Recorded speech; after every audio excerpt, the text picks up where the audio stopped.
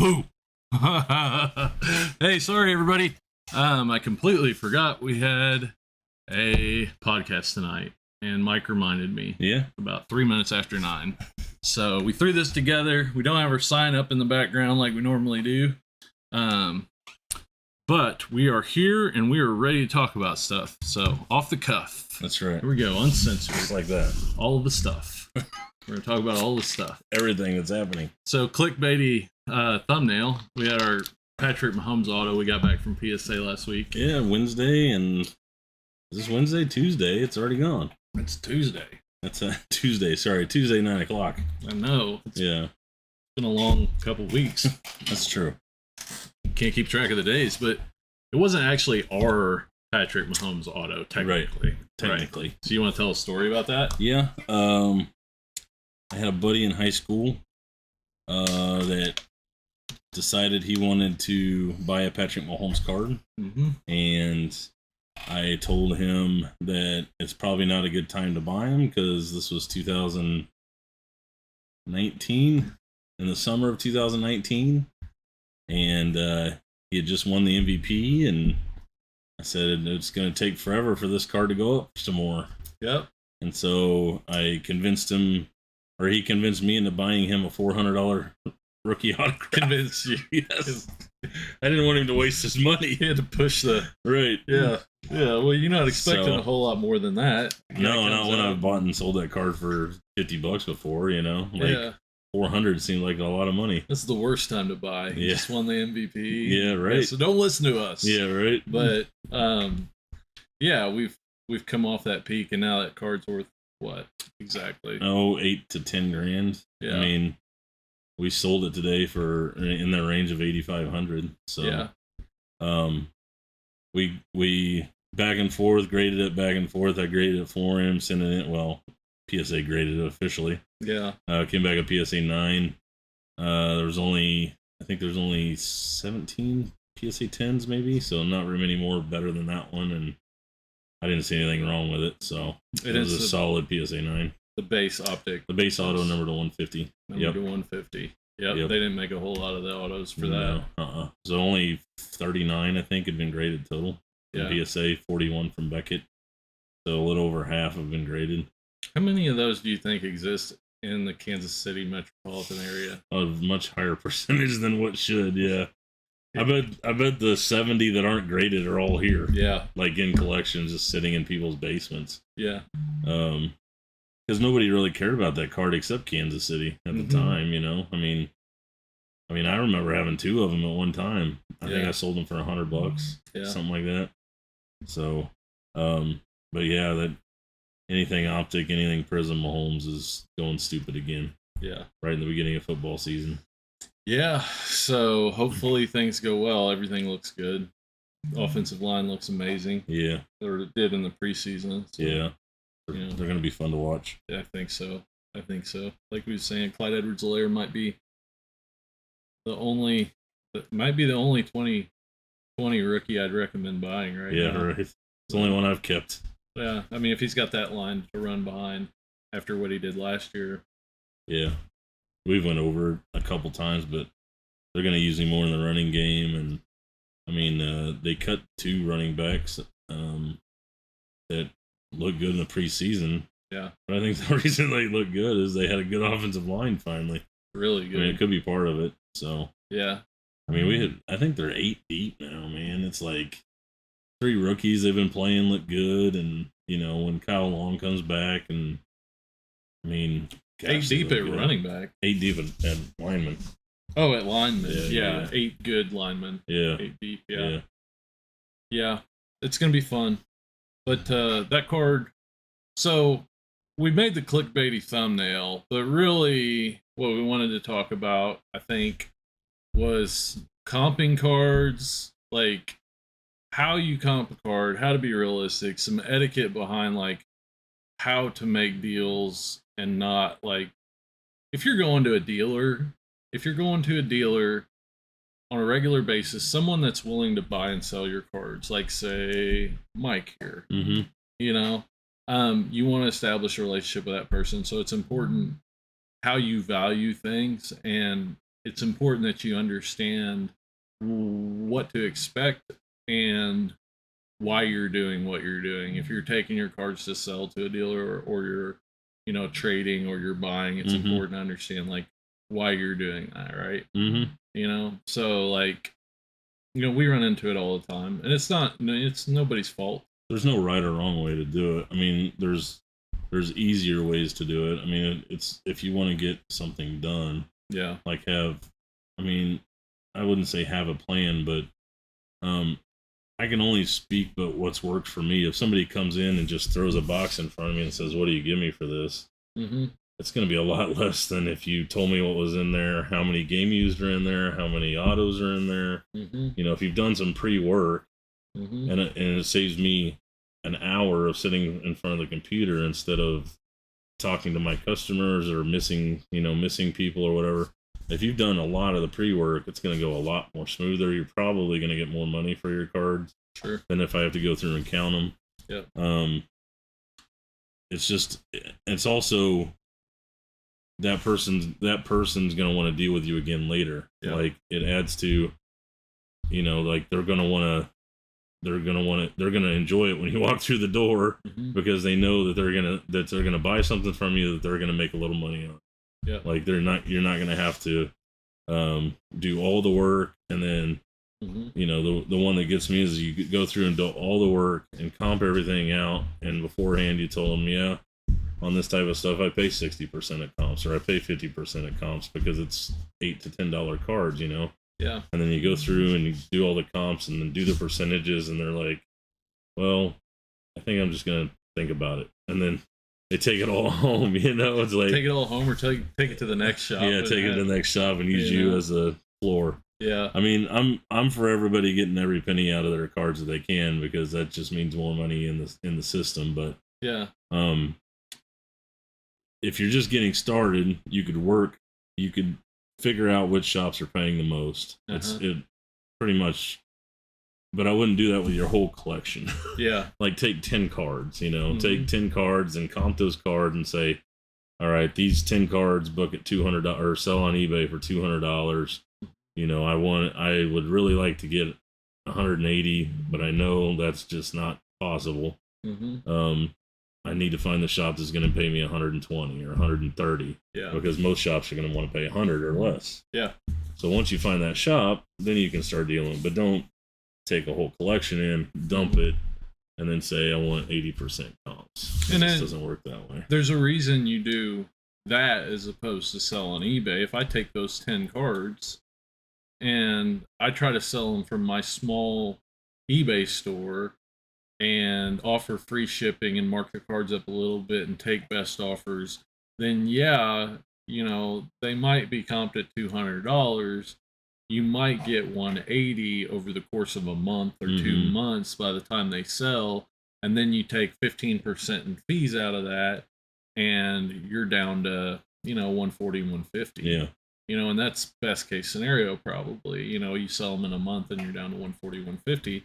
Whereas if you can walk in and walk out with 120 or $130, it's what do you want to do? Yeah. What's your objective? What are you trying to do with that? It's like, and it's kind of the same way with trading, like we were talking about. Like, I can offer you, whatever. If you're coming in with a $600 card and you want to trade for a $500 card, if it's, reasonable, like players, it's not like trading a $600 low numbered, Junior Seau from 1996 or something like that for a different card. But if they're fairly liquid, then you can either trade that $600 card for that $500 card you want. You can pay for it out of pocket, or you can go sell that $600 card and end up with $500 after 15% in fees and all that stuff. Yeah.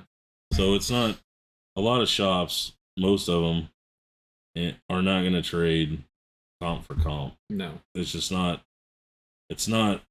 If I have a card and I've already done the work of either done it myself or paid someone else to list it, and then I come in and I trade for a card that's even, I've lost money because I've paid someone. Now I got to pay somebody again to list that card.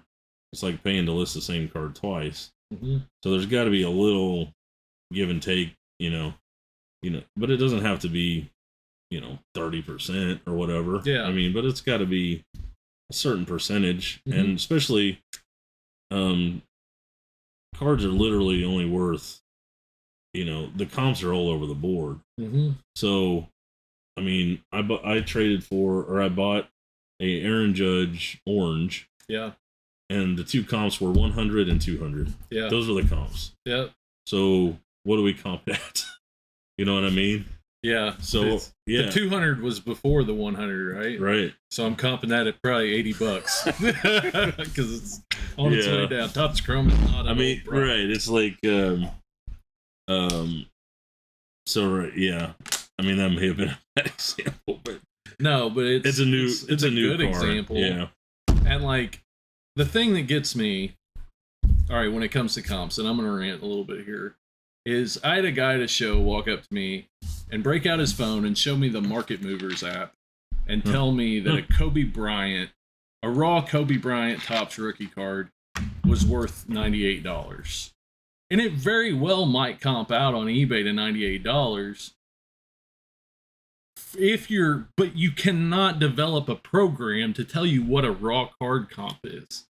A modern, like a 2020 LaMelo Ball, maybe, but even in those cases, if you're looking at a prism, the centering is going to make a huge difference. Mm-hmm. I mean, look at Joe Burrow hollows or Justin Herbert hollows and look at the price fluctuations, because people know if they get a PSA 10, it's a $750 card. So you have a price fluctuation of $100 to $250. Yeah. And same thing on that Kobe. If it looks like a 6, yeah, it's probably going to sell for $80. Yeah. If it's an average card of a 7 or an 8, then it's in the 120 to 130 range. And if it's really, really nice, it's going for more than that. But this guy, I mean, and no offense to him, he's just, he doesn't know. Yeah. He thinks that that's a good negotiation tactic. It just pissed me off. It's like, how do you not know this? All right, how can you, like, I'm sure you didn't know, but yeah, your phone does not tell you how to value a raw card. You can get burnt very easily using those apps, either buying or selling. Yeah. Very easily. I mean, it's there's kind of an art form to it. I mean, it's definitely a skill. It's a learned skill, such as, like today I comped a card and it was an autograph, and there was a comp of $3, $6, $20, $3, $6. And the $20 was a one bid auction that somebody just hit a buy it now. I mean, you don't average those comps, but if you throw out the big one. If you have a customer that you deal with on a regular basis that you enjoy dealing with, they're going to throw that out as well. Yeah. And that's why it's like you set up a relationship. It's no different than two individuals dealing on a card or whatever. Yeah. Like, I mean, you have to, there has to be some reason there, I'll throw out your $30 comp and you throw out the $200 comp, and all these 110s to 90s, we're gonna work with those, and meet in the middle or whatever. But we're not gonna go off the one that's 20% higher just because it makes you feel good at night when you lay your head down. That's just the way it works. Like when it works, when you find people that you just have to work with with somebody you trust. Yeah. I mean, that's hard to find. I mean, it is, but once you know one, you know them all. Yeah. I mean, you need to know. Yeah, it's all you need to know. Once you find that good bargaining relationship, and it's not going in, I'm going to pull one over on somebody, or going in, worried about getting taken advantage of necessarily. It's, you understand what a reasonable person, how they deal. And for the most part, you can find those people out there. Yeah. There's definitely cards that need to be comped correctly. I mean, especially the raw ones like you were talking about, Kobe and stuff like that. And the new ones too. Like, you have to understand, if you buy a box, a brand new blaster, and the first card comps at 200, like, somebody that knows what they're doing is not going to pay 125 for that card because that's what the next one's probably going to sell for. Let's look up the select. Let's look up the select Concourse Silver. I don't know why I've got this on. Lots of pictures. Yeah, let's look up. Those are all available for sale, by the way. Let's look up the Select Concourse Silver LaMelo Ball. The day that Select came out. Yeah. And then let's look it up now. And you're going. You're going from $200 to $50. So, yeah, like that. I don't know why. I don't know why people are willing to pay so much for stuff like the day a product comes out when everybody knows that it's gonna drop like a rock. But they do. A lot of people just want it. Yeah. I mean, they would just want to be the first one to have it, or they just want to make sure they get it. Yeah. I mean, I remember specifically at the height of the peak of it, and hoops basketball comes out, and LaMelo balls are selling for $250. Yeah. And I had knowledgeable people asking if that card's going to go up or down. I was like, I think we've kind of jumped the shark here. Yeah. Like, there's no way that card. It's hoops, and it's printed, and it's so you can get caught up in it. Was that the first product to come out in pro uniforms? Was hoops? Mm-hmm. Yeah. So it's like, if that card's $250, then his Prism rookie's like $1,500 raw. Yeah. Like, I mean, but everybody gets caught up in, caught up in the hype, caught up in the energy of, what's going on. And I think it's easy to not think about worst case scenario, or sometimes it's easy to not think about best case scenario one way or the other. But yeah, there's absolutely no way that card goes up. No. And when Select came out, we saw what they did to Select football. Yeah. So there's absolutely no way those cards go up. No. It doesn't really matter what the market does. They kind of made it go immediately down by making it different. I was really surprised by how quick the market reacted to the Select basketball product, because at least when you look at comps and you look at pricing and stuff like that, the market immediately knew that product was junked. Yeah. That Panini had junked that product and they were going to print it into oblivion and everything. Yeah. People are getting smarter, man. They are. Like the last year, it took a while to correct, and now it's immediately like enough people have been burned on stuff. Yeah. Enough people have learned. Enough people. I mean, we see it now with hobby boxes even. I mean, you get a hobby box, it's gold. Like, all you have to do is hold on to it for 6 months, and it's worth twice as much. Nothing went down. Nothing. Yeah. And now, I mean, I think I've been offered like 6 or 7 cases of Topps Chrome Baseball. Like, it's junk. I mean, they printed the bejesus out of it. 1 million cards per player. Yeah. 1 million cards per player. 133 autographs on the checklist. We figured it out. With 133 autographs on the checklist, and 5 of whom you've ever heard of in your life. And they're not even doing well. Yeah. Like Trevor Rogers is the best autograph. Yeah. I mean, he's not, but he's playing the best. Yeah. So. He's the best player that's got an autograph in there. Yeah, Cabrini. I mean, they're just in that allowed them. They paid 100 guys extra. Yeah. They put them in that rookie set total. Yeah. They made 100 guys extra, and they paid them $3 a sticker or $3 a card to sign all these cards, so they could just print and print and print. And they did. The only reason I put 133 autographs in there is so you could put 2 in a box and just print and print and print and print. Yeah. And those guys probably signed 1,000 a piece, or maybe more than that. Yeah, I guess probably more. I mean, we figured the numbers based on. It was based on a hobby box, the superfractors. Box, yeah. I mean, it may have gone down a little. I was thinking about this the other day because that's to pull the odds of a superfractor in the hobby box, but there's jumbos and there's blasters, but it's still hundreds of thousands of cards per card. I'd almost think it. Can you even pull a superfractor out of a retail product? I don't think so. So it might be more. It'd be jumbos and Like that might just be the odds on a hobby product, and they only put them in hobby products. Yeah. If they only, they could say, yeah, I mean that's just it. Like they can put the odds on there. Odds of pulling a superfractor out of a hobby box. It's 1 in 500,000 packs or whatever. Yeah. But a retail is not a hobby box, so they can just keep printing that stuff. They're not going to put an autograph not going to put an autograph or a superfractor in that stuff. So it might be 2 million by the time it's said and done.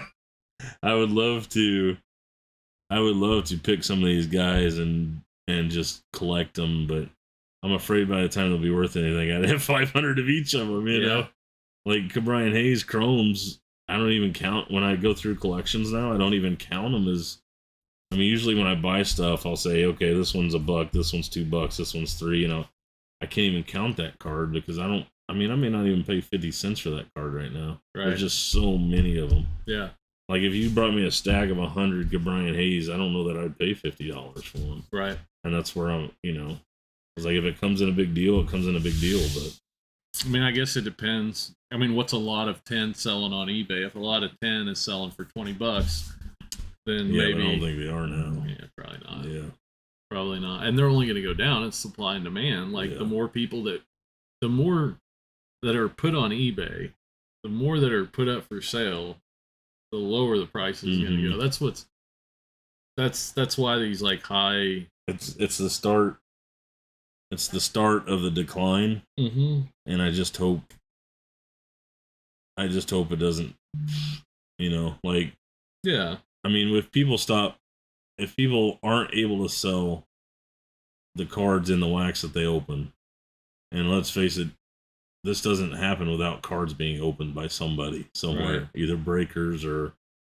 So if they can't start selling the cards that they open, if those cards don't have any value, they just stop opening. Yeah. And then if there's too much wax out there, the price of the wax goes down. It's an equal medium, but it eventually is going to be a race to the bottom. I mean, a week ago, Topps Chrome was $300 for me to buy it, and I passed on it today at $175 a box. Ooh. So, I mean, and because I know in 3 days it'll be $145. Yeah. Dealers are fine. Yeah. Like, that's still double cost. Yeah. It's just not 5 times cost or whatever it is, not exact numbers, but you were passing on it the week it came out though, right?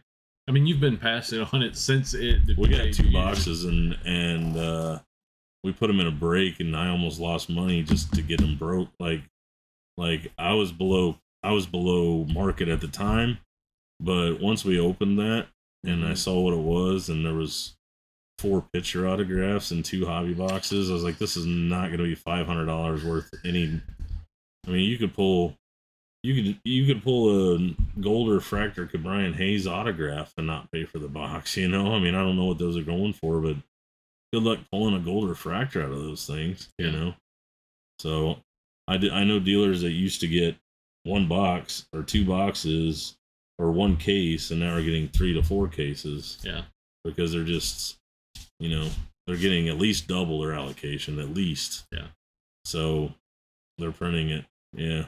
Yeah.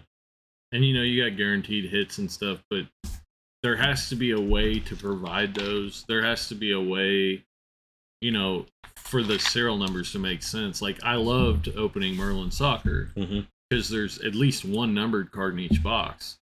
It didn't last. Like, the product wasn't on the shelves for more than a couple weeks. Yeah. Because they didn't print any of it. Yeah.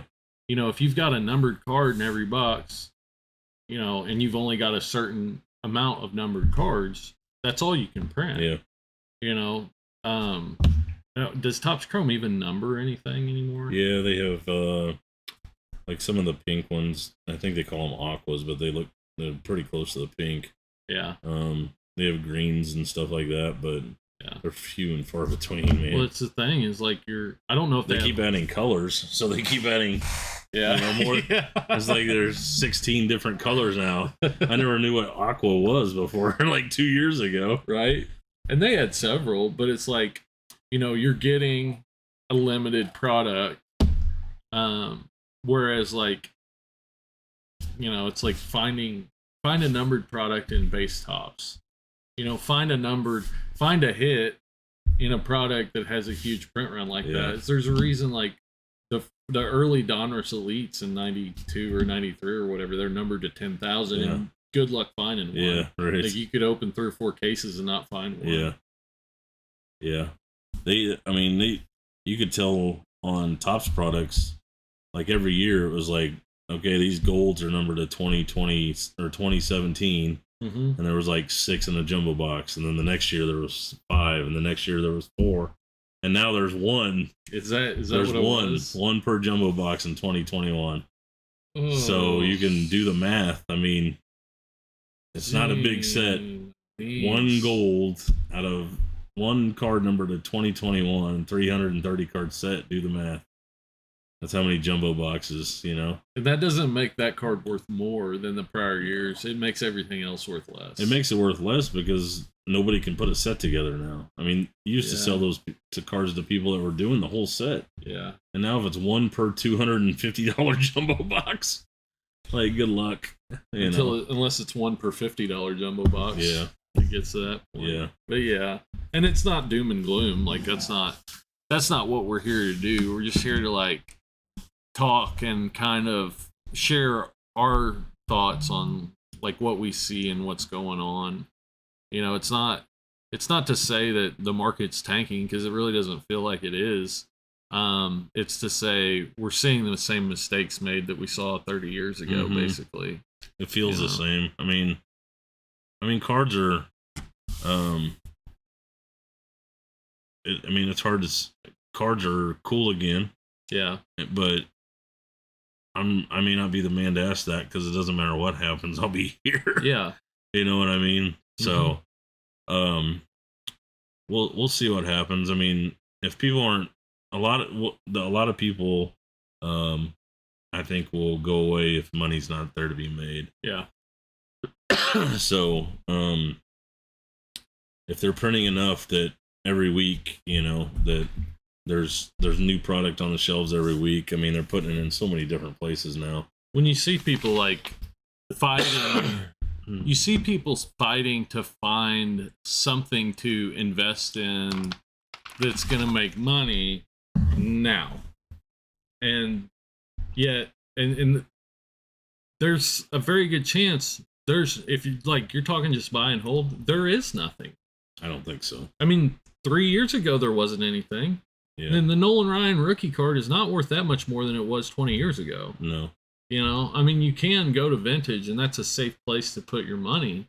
And it does go up steadily over time, but not in a time frame that makes sense to a modern young person or even a modern middle-aged person.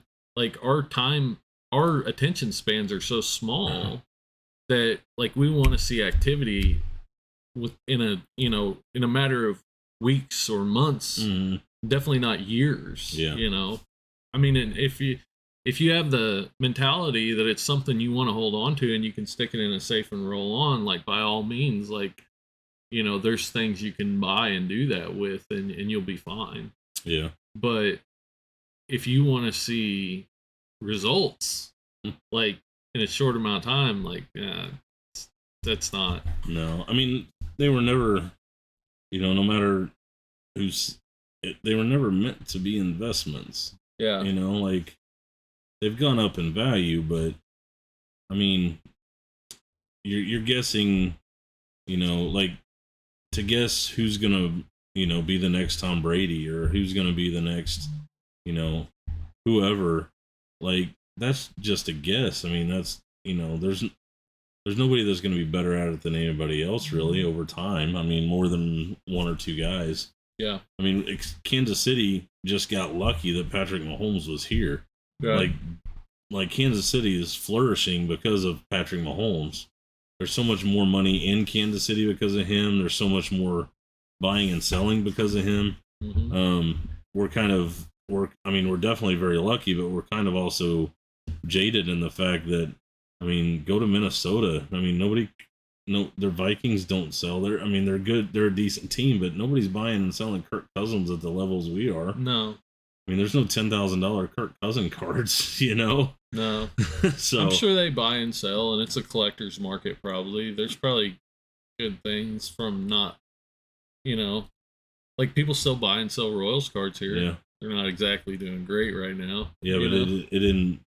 He's not. You can't live off of Kansas City Royals cards even now. No. I mean, we had good luck, and I mean, we had really good runs in 14, 15, 16, stuff like that. But, it's, man, I just whenever you say remember the good old days, these are the good old days. Yeah. Like this is the peak. This is you don't buy it now. You don't buy it now to hold on to it for 10 years and hope it goes up. Like, I'm not saying dump all your cards now either. They may be the same in 10 years. Yeah. But it's more of a buy and sell rather than just put all your eggs in one basket and hold them. That's how you know what I mean? That's how you limit your risk and make the most money, is like constant turnover. And you have to be buying stuff, whether it's in lots, and maybe that's like, I think that's one of the things I want to talk about. Like so many people come in here and they buy, like, they don't maximize the value that they could get. Like, they don't effectively use their budget, no matter what budget you have. Like, if somebody has $100 and they go out and they go out there and they pick out $100 or $52 cards, what are you going to sell them $52? I mean, you're probably going to make them a discount on 75, that. $80, yeah. Yeah. So I mean, like, you can take that $100 and you can put it into one card that you're paying a percentage on, and probably pretty close to 100% comps on. Or you can take it, you can split it up, you can get a discount on that, try to find $55 cards that are in the $2 box and get 130 of them for $100, or 100, or like 65 of them for $100, or 60 of them, and go list them and make whatever, $300 off of it. Or even if you're just like collecting, I mean, you could buy $100 worth of blasters and not get any cards you care about. Yeah. I mean, you could buy a select football blaster and a Stadium Club Chrome blaster and open those packs and not. I mean, I understand opening packs is fun. I mean, I like to do it too. Yeah. So instead of take that $100, buy that Stadium Club Chrome blaster that's $25. Yeah. And then go pick out $42 cards or whatever. Yeah. Or spend 20 on jerseys of Hall of Famers or whatever you're into. If it's speculating on rookie cards, it's like I like the 75-25 rule. I mean, that's the one I made up. So how does that work? You spend, if you really like opening wax and you just having fun, but you still want to build a decent collection. Yeah. I mean, then you spend 25% of your money on wax and you spend 75% on cards you like, cards you can take home and put in order. This is my Trevor Lawrence stack, or this is my Clyde Edwards stack, or but 75-25 is what I like, because you still have to. I mean, if you're spending 10% of your budget, like if you have $1,000 and you're spending 10% of your budget on wax, it's hard to hit something out of $100 box every month. Sure. So I mean, if it's 10%, then maybe just spend all of it on news or on buying singles. Yeah. But I mean, it just depends on them. It just depends on what your goals are. Well, and what you're willing to put into it. Like, it's easy for me to say, go find $55 cards in the $2 bin, and then go put them on eBay and sell them. Most people aren't willing to go find the $55 cards, let alone take the time to take pictures and list them on eBay and sell them. And I understand that. Like, if that's not what drives you, that's perfectly fine. Or if you're in a position to where, you don't need to make money to grow your collection in sports cards, that's awesome. I mean, if you want to do it, like there's a surefire way to do it. Most people like, have to do it now. There's no excuse. You can't, like, there's nobody out there that can say, like, I can't make money in sports cards, or I can't make money to grow my collection. Like, that's how you do it. Right. Most dealers, most shops will have collections that they've bought that they know, hey, this is a great deal. Yeah. I'm never going to get to it. You know, there's money to be made here. You know, I paid $150 for it. Here's $200, but there's $300, $400 worth of stuff here. You know, I'm never going to get to it.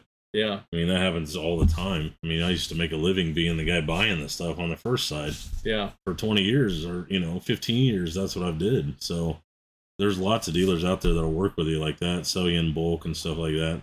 What do you got behind the table? Yeah. They're under the table. Under the table. What do you got under the table?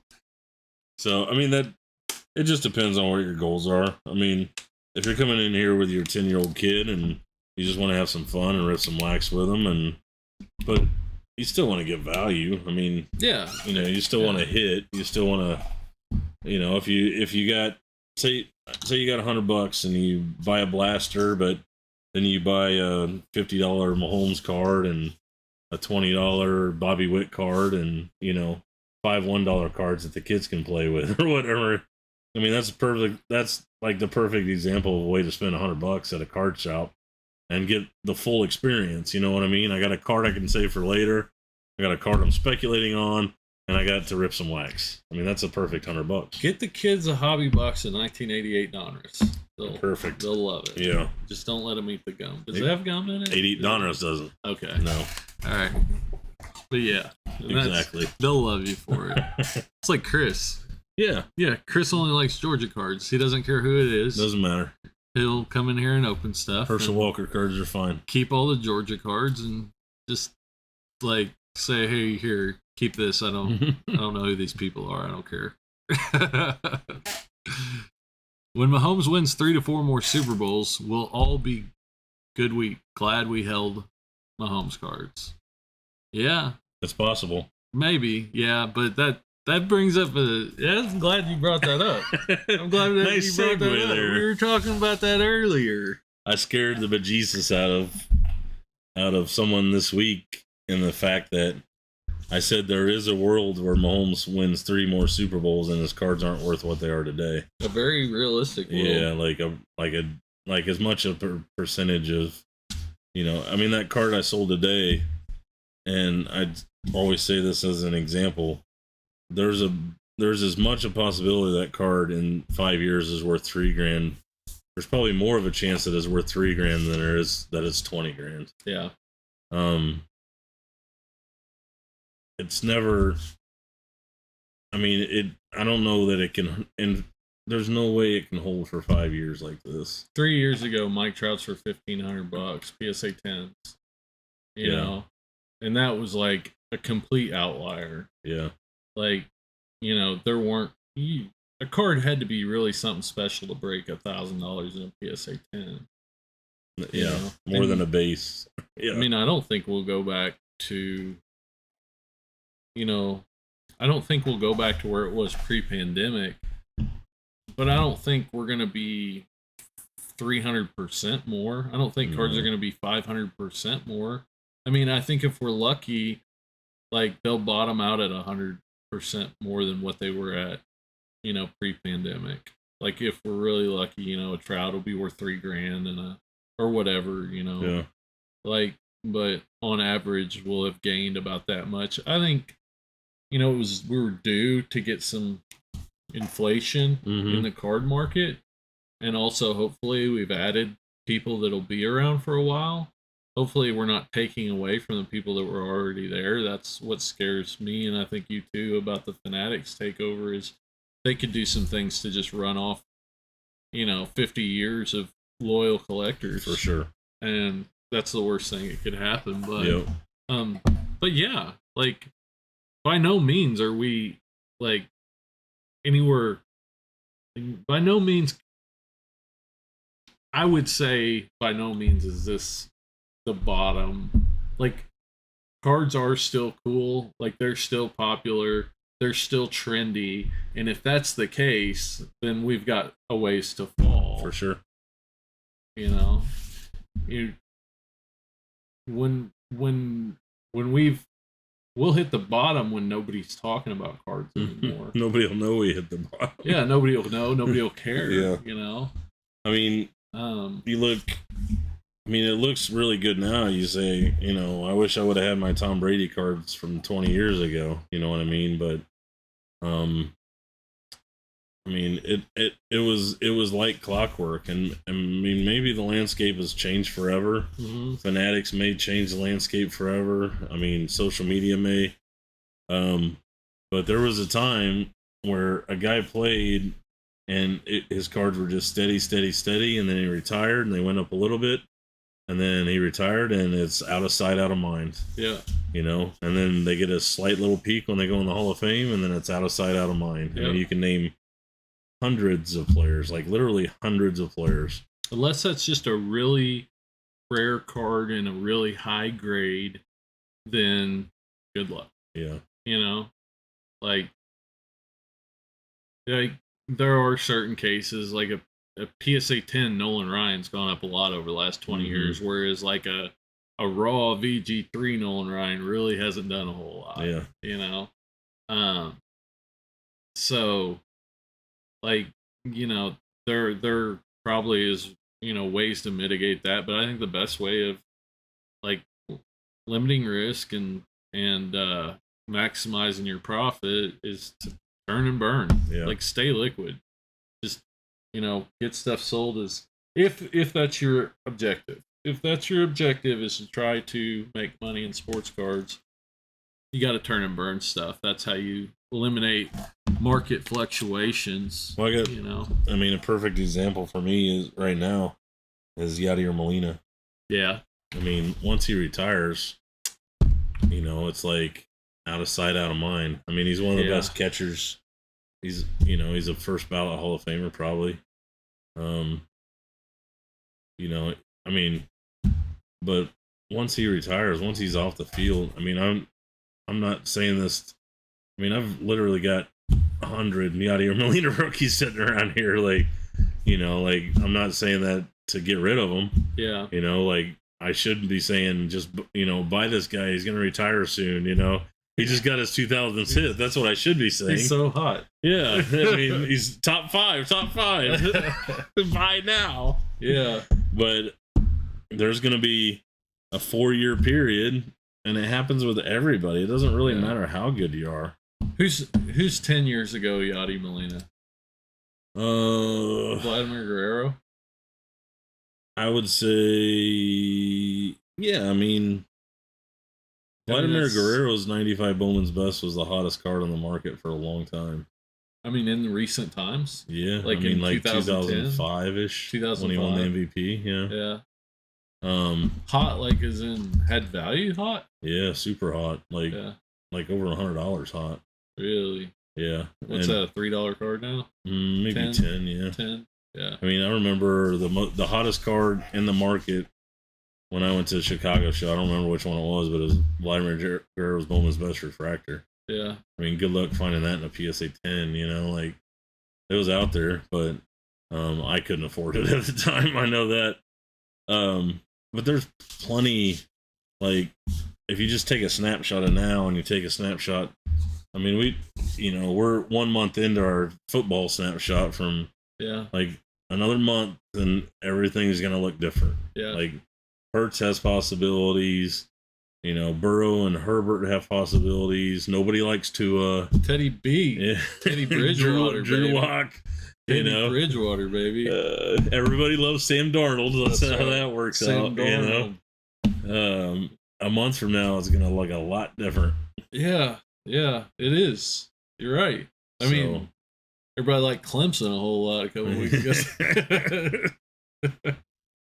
That was a good game. Yeah, that was a good game. That was a good game. Let's see. I've been buying Tucker, Harper, Correa, Jordan, base super cheap. Content creators are pushing football and basketball inserts. Yeah, don't listen to content creators. Yeah, especially us. Yeah, we don't create content. We just do podcasts. Yeah, you definitely like go against the we grain. remember this was happening at 9:07, so yeah, right. Yeah, we're not off the top of the dome. You're not a content creator if you forgot you had content to create, I guess. But yeah, like the best deals are gonna come when nobody's looking, when everybody's looking somewhere else. The old switcheroo. For real. Social media is turning the hobby into constant flipping. It's musical chairs, basically telling you that a guy like Daniel Jones is short-term flip. Eventually, someone is going to get stuck with the car. Yeah, pretty much. I mean, that's the modern day. Yeah, there's a lot of stuff like that. I mean, yeah, that's everything about that was right. Yeah. Yeah, exactly. Like the thing that, I mean, doesn't, like, I don't have a problem with it. But I find it's just like telling. I find it interesting is that like a Joe Burrow hollow that's in really good condition raw on eBay will go for more than a PSA 9. And it just tells you that, like, you know, just like you're saying, like, people they don't care about the cards. It's just ability to turn something around to make money. And I'm okay with that. Like, make your money. But it's just, it shows like that a lot, something like that. It just shows that there's a lot more people in the hobby that are interested in making money right now than there was when you couldn't make, when there wasn't as easy to make money. People like making money when it's easy. Yeah. You know, it's just like there's always been a way to make money in cards, but it wasn't easy. It wasn't easy. It's kind of scary, like, in the fact that these guys, you know, all these new people come into the hobby and they, I mean, create more demand, which raises the prices, which knocks the older collectors out. You know, not the older collectors necessarily, but the guys that were here before. And they have to either keep up with it and, you know, change their philosophies, keep up with it, or they go away. And then whenever the people that came in it, when it starts to get a little rough or a little bumpy, and they move on to something else, whatever it is, widgets or shoes or whatever it is, and they go away, then there's this huge vacuum left of all these cards that were overprinted anyways, and now there's 10% of the people left that actually want them. And that's how you get $3 King Griffey Jr. rookies when he's the most popular guy in the last 50 years or 40 years or whatever. Yeah. $3 Griffies, $5 Jeters, $2 Bo Jacksons. $2 Bo Jackson. But to like answer that question, there's always going to be guys that are speculating on, you know, Daniel Jones and Sam Darnold, but only one guy wins the Super Bowl every year. Right. You know, so everybody else sees an ins and loss most likely. Yeah. So Sam Darnold could play big and, you know, go 3 or 4. I remember Kyler Murray went 5-2 last year and his cards went down because he wasn't playing well enough. Yeah. So I mean, and you got to look where other people aren't. Like, I think even like Deshaun Watson, because of what he's went through, I think at one point in time, like, his stuff's gone back up, hasn't it? Little, yeah. Yeah, I mean, it's like, not only do you have to look where other people aren't, but you got to get there before they get there, before everybody else gets there. Like, a lot of times, once you're looking where other people aren't, other people are already looking there. You know, it's like, I used to flip stuff on ComC and Star Stock last basketball season, and I watched the games. I could make money because most of the people don't watch the games. So, like, I knew if I got there while the game was going on, you know, like when Nikhil Alexander-Walker scored like 40 points, I knew if I got there online and was buying stuff up while the game was going on, by the morning, you know, I'd make my money. I'd make money on it. just put it up for sale, whatever. I'd sell it by the morning. But I knew the next day it was over. Like, I'd missed my opportunity. If I saw Sports Center the next day and something happened the night before, I'm not even looking because I don't care, because I know the money's gone. You know, so that's just like, it's very, very difficult to like speculate in sports cards when the market's not just going up constantly. That's not speculation. That's hoarding. Yeah, last year. I mean, that's what we've done. I mean, that's what I've done my entire career. Is like, I don't know if Daniel Jones is going to be the guy. I don't know if Sam Darnold's going to be the guy. I don't know if Pat Mahomes is going to win another one this year. You know, I don't like, the guy that I buy the least is Tom Brady. Yeah, because his prices are set, and the people that have his cards know what they want, and they know they're not going to go down. Yeah, like I would buy entire collections, and you know, here's your Deshaun Watsons you want to guess on, and here's your Sam Darnolds you want to guess on, and that's how you make money. What happens when Patrick Mahomes has 7 Super Bowls before he's 35? You know, what happens to Tom Brady's cards then? In that case where Tom Brady's not the GOAT, like, there's no question about it, he's not the GOAT anymore. Mm-hmm. Then what happens to Tom Brady's cards? I mean,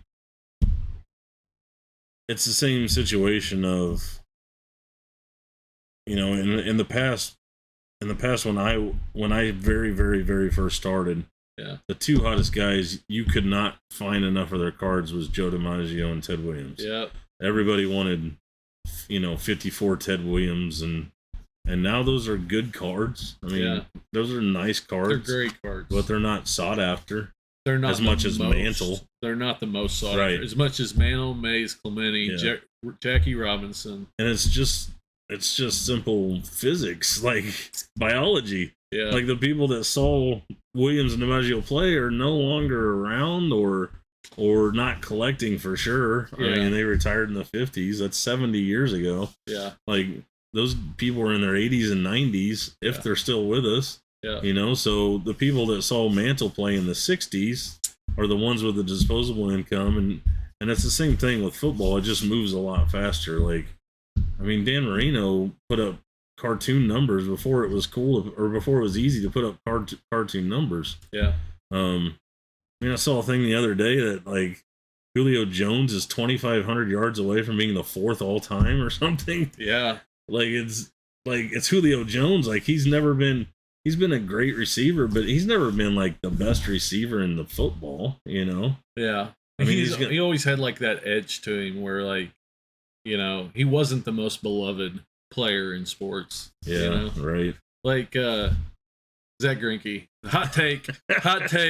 Zach Greinke's a first ballot Hall of Famer. Hot take. I like it. Yeah. Yeah. Nobody's talking about Zach Greinke getting in the Hall of Fame, and you can buy his Bowman Chrome rookies for $2. Yeah, probably. Easy. I would say, maybe they're more than that, but Zach Greinke's almost guaranteed. It's Bowman Chrome draft, so it's up there. Oh, is it? Yeah. How much is it? $30-$40. Really? I think so. Nah. We're looking it up. We're betting. We're looking it up. What do you want to bet? Let's see here. Let's pull this over here. You can look at the comments while I'm looking at Zach Greinke cards. What happened? Oh, that. Was it 04? 02. 2? Bowman Chrome draft. Oh, his rookie's 04, but his first Bowman's. Mm-hmm. Okay. Oh, I gotcha.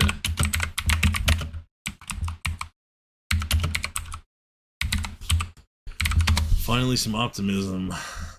Mahomes gets the 9 chips. Yeah, you're right.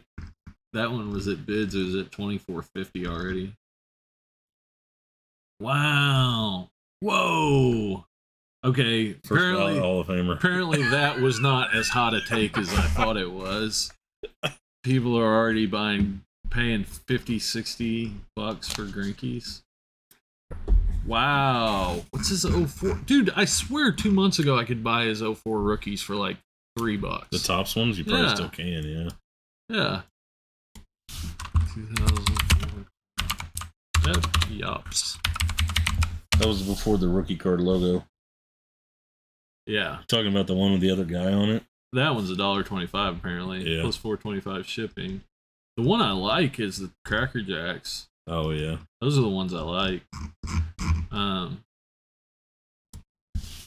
Yeah, those are just really cool. I mean, those Yachties do well, but yeah, $5 for the Grinky Cracker Jacks. Yeah. I think that's a short print too, maybe. Yeah, I think so. It says it is. Well, that listing says it is. Oh, yeah, it has to be then. Short. Yeah, it has to be. Short print question mark. There's only been 4 sell in the last 3 months. Those aren't like super. Like, there's not a lot of Cracker Jack out there. Mini stickers. Huh. Mahomes will break all the records if he stays healthy with offensive line, probably, but the guy behind him probably will too.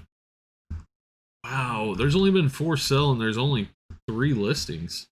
And one of them's a sticker. There's only 2. One of them's ComC for his base Cracker Jack. Well, there's one, but it's matching mini sticker. Oh, some people say Cracker Jacks. I think that might actually be the name of the set. Cracker Jacks, plural. Maybe. Same listings. Yeah, same thing. Some player stats sneak up on you. Jimmy Rollins, Roy Halladay, Sabathia, Beltre. Look at Felix Hernandez numbers, Orvado, Kelnick or Dominguez. Cards are higher, 0 cents. Yeah. Yeah. We talk about that all the time. Like, what guys are on pace for the Hall of Fame, which ones shouldn't be. Like, yeah. Or which ones are. Or, some that people don't talk about. What's the main ones? Paul Goldschmidt and who's the other one? Arenado, maybe. McCutcheon. Yeah. Oh, Arenado for sure. Yeah. Yeah. McCutcheon's up there. There's somebody else that we like talk about all the time. I can't think of who it is right now. Like somebody, it's not Yachty. Like we talk about Yachty because Yachty's got like a 40 WAR. Yeah. But you know, like go watch baseball bits. Go watch the baseball bits on Foolish Baseball on Yachty or Molina. Chris Sewell's Hall of Fame projection thing. Yeah. That's pretty good too. Yeah, it is good. Yeah. It is good. But yeah, Goldschmidt. Man, I know there's somebody else that we talk about a lot. No, not Yelich. Yelich just kind of missed the boat, I think. Yeah, Yelich, Freeman's kind of missed the boat. DJ LeMahieu doesn't have a shot. No. Like there's other guys. Buster Posey, yeah. Probably. I mean, Posey's kind of in the same place Yachty is. Like, he doesn't have a whole lot of WAR, I don't think. I don't know if he's got the All-Stars either. He's probably got 6, doesn't he? Yeah. I mean, Posey's on pace just because he won 3 titles. I mean, he's got like the Yogi Berra thing going on. Where, he's got 3 titles to his belt. Yeah. I mean, he's probably in the 30s and more, I would imagine. Well, I would think so. 7 All-Stars, 3 World Series, a Gold Glove, 4 Silver Sluggers, 44 WAR. He's actually got more WAR than Yachty. So yeah, he's well on his way. 34 years old, and they'll probably make him a DH soon. I mean, why wouldn't they? They got Joey Bart. Brandon Belt. Oh. I mean, he's having a career year. As DH? At first base. Yeah, but just make Posey the DH. In the National League. Ah, shit. Shows how much I know. I don't keep up with all that stuff. That's what happens. They'll trade him to an American League team, one of them. You think? I mean, one of those guys has got to go. Yeah, you got to get rid of Brandon Belt or Buster Posey or Joey Bart. You can't keep Joey Bart down forever. No, but make Posey a third baseman, maybe. I mean, it may be too late for that. Make Bart a third baseman, maybe. Well, you keep Joey Bart because you got nothing in him. He doesn't cost you anything right now. He's going to stay on the team. I'm just saying he may play somewhere else. I mean, I think to keep the fans happy, you have to keep Buster Posey, and the guy you got to get rid of is Brandon Belt. Yeah, he's having his last 2 years have been career years. He's at a career high in home runs already this year. I mean, it's like 22 or something, but it's a career high. Means you could probably get a lot for him. Yeah, that's right.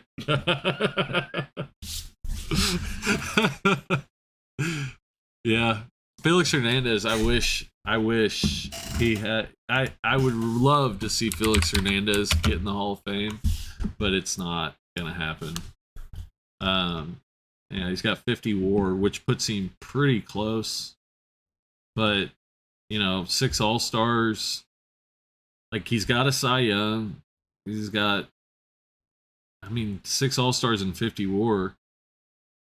Close. It's close. He's close, but yeah, I don't know. He's like right on the bubble. Like, people love Felix Hernandez. He played for the same team for his whole career. Never made a playoff game. Yeah. So like, I would love to see Felix Hernandez make it. Yeah. I don't know. I was thinking it was he had a worse chance than that. I was thinking his chances were worse, but yeah, I think once he crossed 50 there, that's a big deal. Yeah. If it's 49.2. Yeah, having 50 WAR with a team with an overall record of 169 and 136, having 50 WAR with a team that never made the playoffs. I guess technically maybe you get more WAR if you're on a crappy team. Maybe, didn't they? Didn't they have like the best record and get knocked out in the first round? He wasn't there.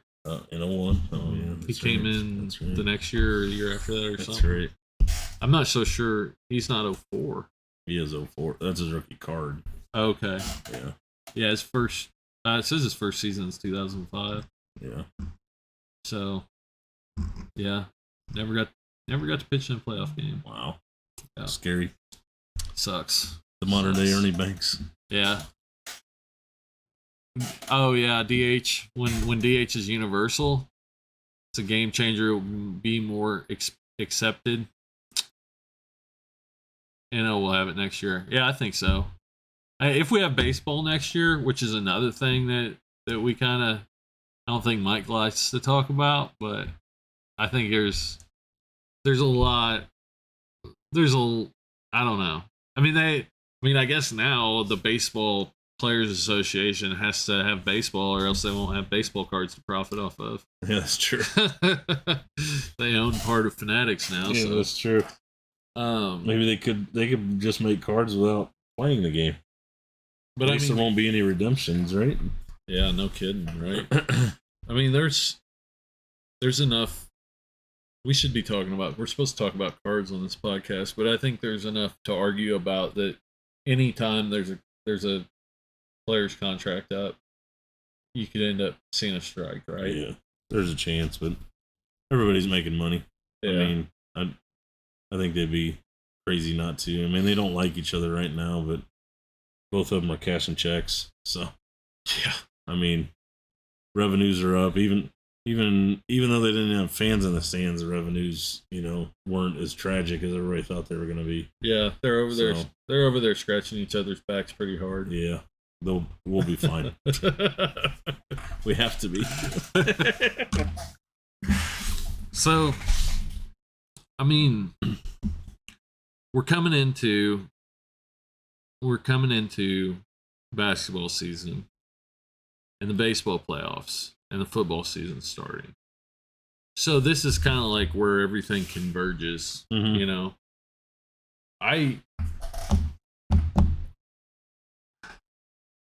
We made it through the dog days of summer. Yeah, we made it through. Yeah. So, we might see more action right now, but also like kids are starting back to school. It's going to be interesting what the next couple months look like. Yeah. How many schools are going to stay open? Yeah. Are they gonna try to have school and then go back to, being from home? Because we got a guy that comes in here that's a teacher and he's like, everybody's got COVID. Basically, I'm kind of paraphrasing there, but he's like, yeah, they came in and 100 kids had it the first week. Yeah. So I don't know what they do, but I think the next 3 months will tell us what's going to happen. Will give us a lot, if we can. I just want to see this steady decline, So I think if we see action in the NFL, if we see action in leading up to the NBA, if we see action in the playoffs and those those players' cards and stuff like that, then I think we're good. You know, but I got to see it. The football season is more. You have October baseball. I mean, that's good, but the football is more like week to week instead of daily. Yeah. So like Monday guys are hot, Sunday night guys are hot, Monday hot, and then it's like, everybody's looking at their fantasy team thinking this guy's got a good matchup. Maybe I'll pick up a card here or there today. He'll have a good game. So it's much more.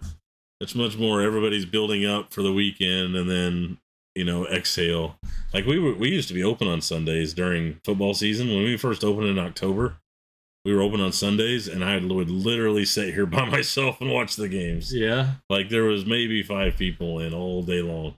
Really? Yeah, and we were open every day. Well, yeah. Football. Everybody was home watching football. Sunday's a party. Yeah. Every Sunday's a party for a lot of people. Yep. They've got plans. I mean, I would have maybe, but Monday everybody come in, where's the Tyreek Hill cards at? Where's the whoever was hot that week, Odell Beckham, whoever it was. So it's more like station to station. It's more like week to week, and you can take some days off in between. And then basketball basketball really doesn't start till like Christmas, even they kind of think that it's kickoff Christmas season, whatever. Yeah. You can pick up some guys if you're watching the games every night. Yeah. You definitely got a head start on like the normal flow of things. Oh, I'm buying right now. Yeah. Yeah. Like I'm getting paid in basketball cards. I have been for the last month. Getting paid in basketball cards. Smart man. I feel confident about it, And like I don't know. I'm picking up LeBron rookies and Durant rookies and stuff that I didn't think I would be able to afford. Stuff that I want, but I'm not picking it up because I want it. I'm picking it up because I feel like it's too cheap. Yeah. And so, we'll see. It's not going to break me. It's going to have some value. Will it have enough value for me to profit off of it? I don't know, but we'll find out. It's a good idea. To buy in the off season, sell during the season. Anybody's never really gone wrong doing that. It's what everybody does. Yeah. And like I would say I prospect in basketball. Yeah. So I just pick up the guys I like, the guys that I know are starting this year. Nickeil Alexander-Walker, RJ Barrett. You pick up Kevin Porter Jr. if you want to, Darius Garland. Nickeil and RJ Barrett are kind of the 2 guys that I focus on mainly, besides that are like the new young guys that are starting. Like the young guys have the most potential, year over year, because it's exciting to see them flourish or whatever, but they have the most swings. So people want to see Keldon Johnson do good. They want to see Nickeil Alexander-Walker Cameron Johnson.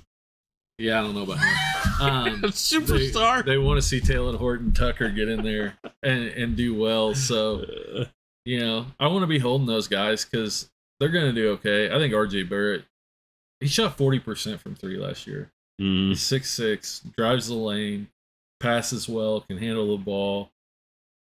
Like, I don't see a contemporary in his class.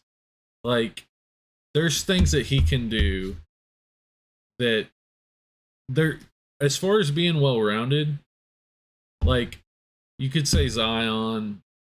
He obviously, like, he has abilities that RJ Barrett doesn't have. Well, one of those abilities is not shooting 40% from the 3. And I just feel like he's overlooked. But, so anyways, yeah, I'm looking forward for basketball season starting. You want to put your email so people can sell you some? Yeah. Buying RJ Barrett's Warehouse Facebook group. There you go. I have a limited budget. I'll let you know. So it better be a good deal. Yeah, right. Better be a better deal than what I can get off somebody else. But yeah, I do want John Carlos Stanton, man. I used to love that guy. I mean, I still like him. I still like watching his home runs, but they're just too and far between now. Yeah. Like when he hits the ball, you know it. But as long as he's on the Yankees, his cards are gonna have value. Yeah. I mean, as long as he's on the Yankees and he's not DJ LeMahieu, his cards are gonna keep some value. Man, his rookies were like $40-$50 a piece 6 months ago. Yeah. Now like $4 or $5 a piece. One bad season when you're 34 counts for a big deal, right? Yeah. PSA pop counts coming out are staggering. Gavin Lux. Yeah, no doubt, man. Oh my gosh. Yeah. Who's Gavin Lux? Yeah, exactly. I don't know, but he's got 1 million graded PSA cards. Oh, wait. I mean, we got a bunch of 2019 Lamar Jacksons in today. Yeah, huge. Yeah, or yesterday or whenever. Yeah. But that stuff that was worth grading last year. Mm-hmm. And honestly, it might be stuff that you don't lose money on if you're getting it back this year if you paid $9 a card or $12 a card. And you get a 10 or whatever. I mean, I don't know if those are $20 or $30 cards, but I bet they are as 10s. Yeah, Prism Lamar Jackson. Second year Prism. 2019. Yeah. Second years. Yeah.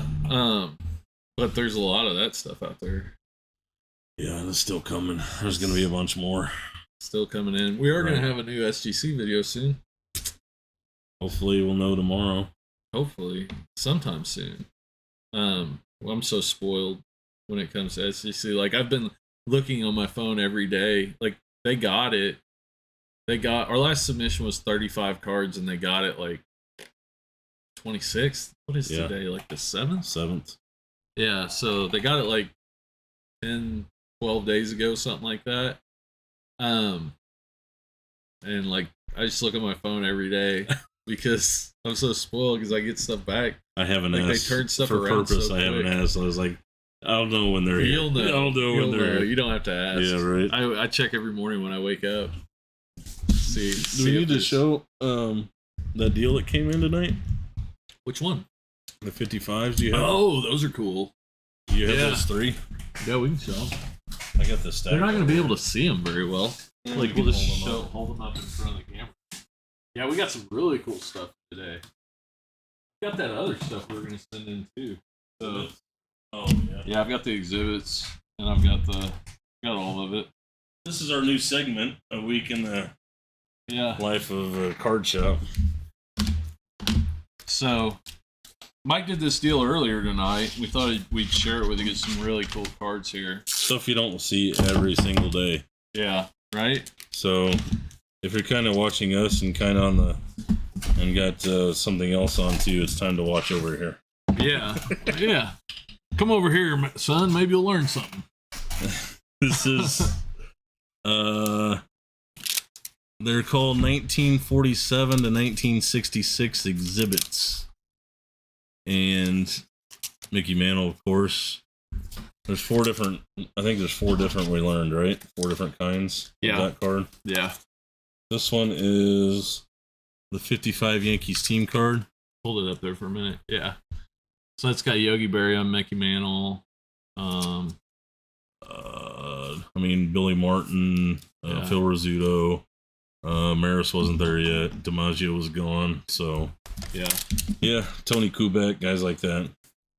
Mantle's the big one. Yeah. So those came in. There's plenty of other ones too. Stan Musial, Al Kaline, Pee Wee Reese, Roy Campanella. These are just really cool. Yeah, something most people haven't seen. 47 to 66. So there's not, each one doesn't have a year, like they're blank backs. So they were different. I mean, they just put them out. This one just happens to say 55, ALES champions on it. Yeah. So we know what year that came out, but I mean, they could produce this card a couple years or whatever. So. Yeah. Well, they did produce different ones. Like, there's several different. Well, there's more than 4, one Yankees think, right? World Series champions cards, and I don't know how many Mantles there are, but there's usually a variation of every Sincerely card. Yours or something like that. Yeah. So that was kind of the precursor. Here, I'll hold them up. All right. You want to talk about them? I like that one. Anybody that's a Notre Dame fan, super clean. We're hoping for 5s and 6s on these. But friggin' Newt Rockney won one for the Gipper. Yeah. I mean, that's not a card you see every day. 1955 Topps All-American. These are the only college cards that have kept their value. Yeah. Yeah. Maybe this is Prism Draft. Yeah, this is 1955 Topps Prism Draft right here. The Four Horsemen, Notre Dame again. Let's see if this will get in. They're probably, that one's probably, hopefully a 6. There you go. There we go. Yeah, we're hoping. We're hoping a 6.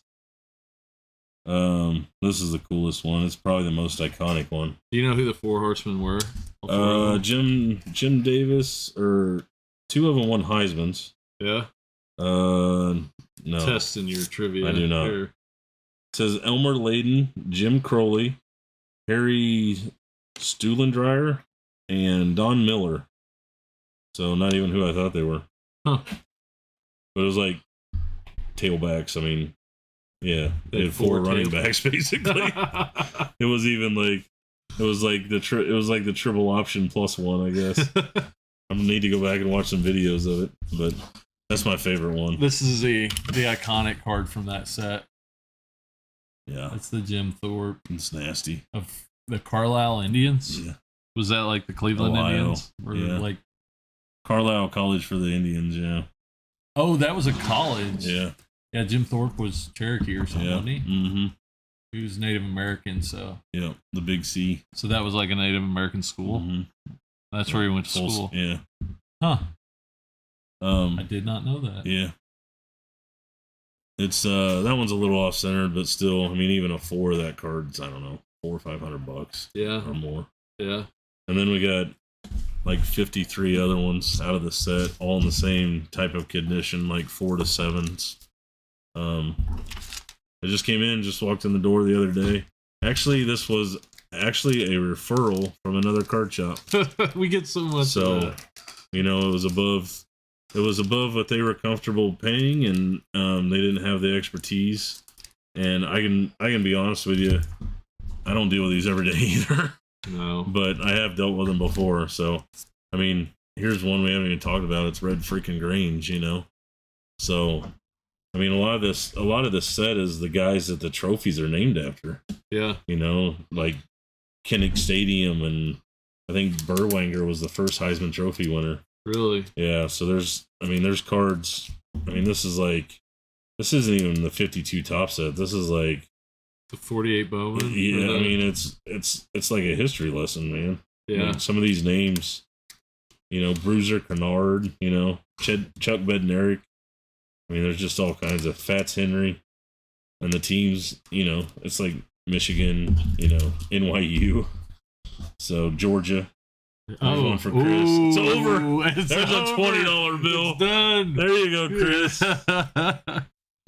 So just a really cool set. Like I could sit there and look at this set forever. Yeah, but you just don't see them. If you see this many together, they're usually not in this nice a condition. I mean, I don't think there's one crease in all 56 cards. Yeah. So I paid strongly for them, just because I wanted them. You know. Yeah.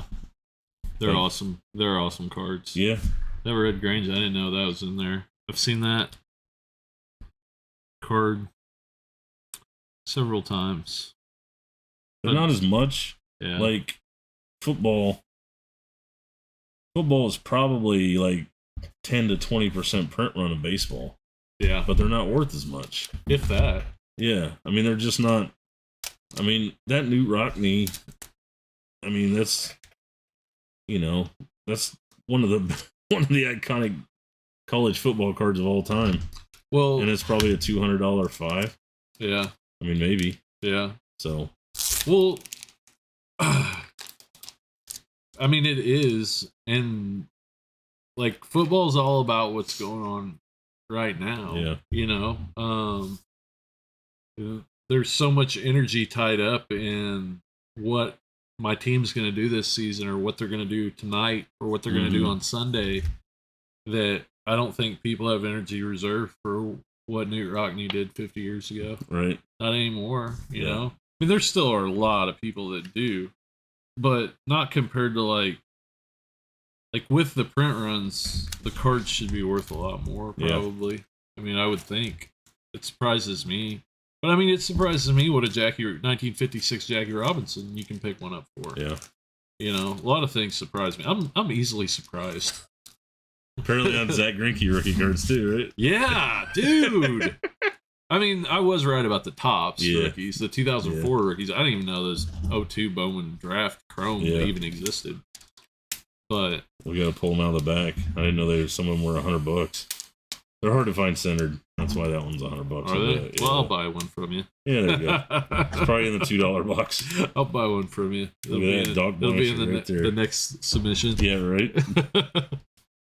That's when when the Navy and Army used to be really good. Yeah. Yeah, I think you won a Heisman for sure. Huh. Cool stuff, man. They're sick. Michael Porter Jr. couldn't guard a statue. Yeah, I don't like Michael Porter Jr. not because of the way he plays, but just because he's like he didn't play at MU. Like he transferred to MU to Mizzou. Didn't play because he hurt his back, and then didn't play his rookie year because he hurt his back. And it's like if you're 6'8" and you got like back problems, you're probably, that's probably not going to lead to a great NBA career in my opinion. So Greg Oden with foot problems, right? Yeah, exactly. Like I'm not investing in a guy that's already shown he's prone to having back problems. Right. You can't do a whole lot on a basketball court if your back's hurt. So that's why I'm not big on Michael Porter Jr. He's had some awesome games in the last season. He had a really good season. He puts up big numbers. I just don't like him because he could go down at any time, and like anybody could, I guess. But he's shown that. There's probably a better chance he's going to go down than somebody else. So, you think there will be a massive dump with no stimulus money or fear of economic uncertainty? I don't know. I mean, how far did the stimulus money go? I mean, you got. I don't know. The week that it hit was our best week to date. Yeah. The second one. Right. Because I don't know this for sure, but I think everybody like paid off their bills and saved the first one. Like maybe once you get that second one, it's like maybe they're just gonna keep coming. We can blow this one, But it was like $2,000 over like. Oh, but I guess the people that were actually on like unemployment and stuff, they were getting checks every week on top of the state unemployment. So they're getting like $900 a week to sit at home, right? Yeah. Oh, okay. Yeah, I don't know. I wasn't fortunate enough to be able to participate. I had to work. Yeah. I had to work. But there are massive dumps. There are people come in here on a weekly basis that decide. I need to clean out. I need to clean up. I need to get rid of some bulk. I can't imagine how many Chronicle cards we've purchased over the past. Well, it's got to be 12,000. How many 2020 football rookies have we sold? Just in those two deals. 6,000 today, and it's got to be closer to 10 or 12 on the other one, right? The other one was. What was there? 6 4-0s? There was. But there was 4 4-rows, a couple of 2-rows, and a 3-row. So yeah, right at it. 10, 12. So somewhere between 16 to 20,000. 2020 football rookies, from the 2020 class. Yeah. 16 to 20,000 that we've sold over 2 deals in the last since 3 July months. 31st. Yeah, since July 31st. Yeah. One was July 31st, one was today or yesterday. And we still have way more than we wish we did. Yeah, I probably still have 30 or 40 Herberts around here just around here. Yeah. That that's manageable, you know. If somebody gets hot, we haven't seen any of these rookies play. This year's rookies are going to be the ones people are chasing. Yeah. There's your hardcore guys that are drafting, or buying 30-year wide receivers hoping they're going to, but Justin Jefferson's gonna have to be a stud just to keep the value that he's at now. He's got to be good, or the market has to go up. Yeah. And there's lots of reasons or ways. Like, nobody predicted that that a pandemic and people shutting down would boom the sports card market. Mm-hmm. There's other things that could happen that could affect the market and make it go up. But, barring some type of something like that, there's many more indicators that it's going down before it goes up. Yeah, he's got to be amazing to outpace the market. Yeah. And we're buying, literally every day we're buying those type of rookies for $0.25 a piece. Yeah.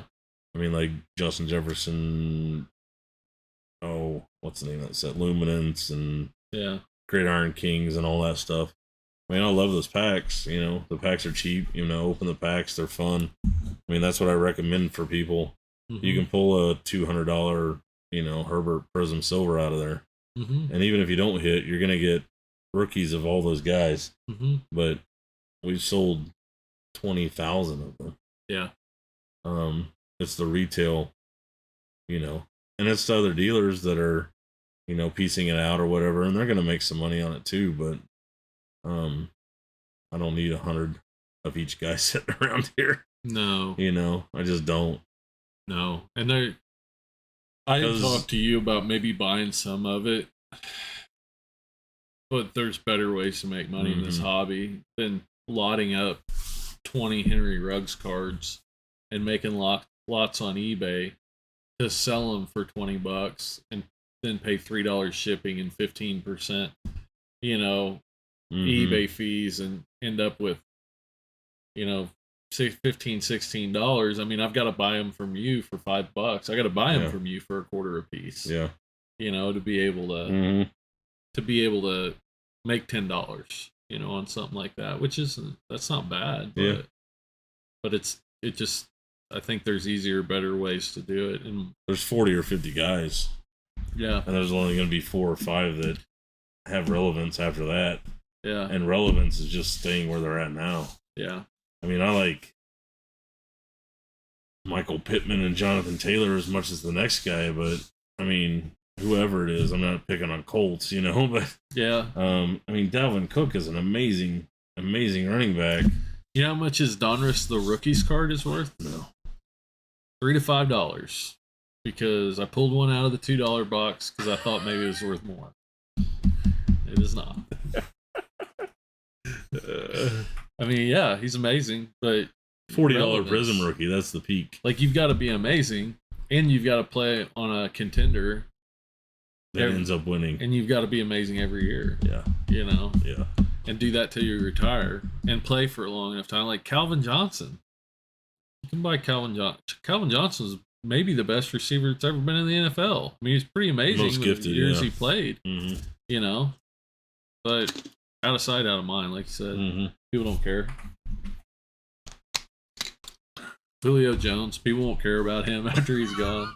I don't know why people care about Jerry Rice and Joe Montana, but they do. Maybe because they played in San Francisco. It's like Yankees. Well, Rice is the best receiver ever. Even after these. Yeah. And Montana was the best quarterback ever until Brady. Yeah. So that's probably why. Yeah, but still, something to do with it. They had decent careers. Yeah. But still, what'd you say Joe Montana's 86 card was in the $2 box? Well, it was till I bought them. Yeah, right. There was 5 of them. Yeah. Now there's none. So I don't think. I haven't gone through all of it. But they sell for $5 a piece. Yeah. It's crazy, man. The whole market's crazy. There's so many ways. I know we're kind of negative and just trying to pull everybody back, but we're not trying to pull you down. We're just trying to keep your head, not way above the clouds. Everything is golden, Yeah. I can buy this stuff and hold on to it for years, and it'll be that's not a plan that's gonna work. Hopefully this is the plan that's gonna work. You buy it. This is the plan I guarantee is gonna work. You buy it for less than you sell it for. Yeah. That's the plan that's guaranteed gonna work. So no matter when you buy it or when you sell it. I don't care if it's Daniel Jones or Dalvin Cook or Justin Herbert. It's one of the weirdest things about working here is like not in a bad way, like in a good way, and especially if like me, like if you plan on doing this for a living in a long time and not have your emotions get caught up in it. But one of the weirdest things has been how little individual cards, how unemotional I am about any given card. Like somebody could probably walk in here with a Mickey Mantle right now, and I would think it was cool, and I would think, how can we, do the best for us and for you with this card? Mm-hmm. But it's not going to blow me away. I'm not going to want to get my picture taken, probably. Yeah. Whereas just a couple months ago, I definitely would have been awestruck. It's kind of like these. Yeah. I mean, this will be the only time this year that a collection like that walks in the door. Yeah. Of 50 to 60 cards that nice with the Hall of Famers, with the key cards. I mean, there's $125 rookie cards in book value there that we don't know who they are. You know what I mean? Yeah. I mean, that collection you don't see, not every day. You don't see, that's once in 5 years. Yeah. But that's the type of stuff you have to be open 6 days a week to find. You have to buy, when you walk in here, you have to buy the pallets of crap to get another dealer to send everything your way. Yeah. It's like there's a whole system in place, hopefully that's working, that we buy everything. We don't leave. Like, I bought this collection from the guy, and I bought the exhibit collection from a guy, but I also bought 100 game used and jerseys from him from the last 2 years. Yeah. Like, it was all or nothing. It was like, I need these to go away. I need this for money for something else type thing. So you have to have, like, hopefully we have a system in place where not only does it help me and it helps the customer at the same time, because they're getting rid of everything all at once. Yeah. We've really worked to put systems in place where every single card has somewhere to go. Yeah. And it's a work in progress, but it's still, I mean, if it's a box of 90 Donruss, at least we know where it's going. We know where it's going. If it's 2020 Prism, we know where it's going. If it's basketball, we know where it's going. Yeah. If it's star cards, if it's base cards, I mean, we have an idea of where every single card, and that only helps the customer when they come in to sell. And the objective is not to, like, organize or file everything away. The objective is to limit the amount of time that we're holding on to stuff.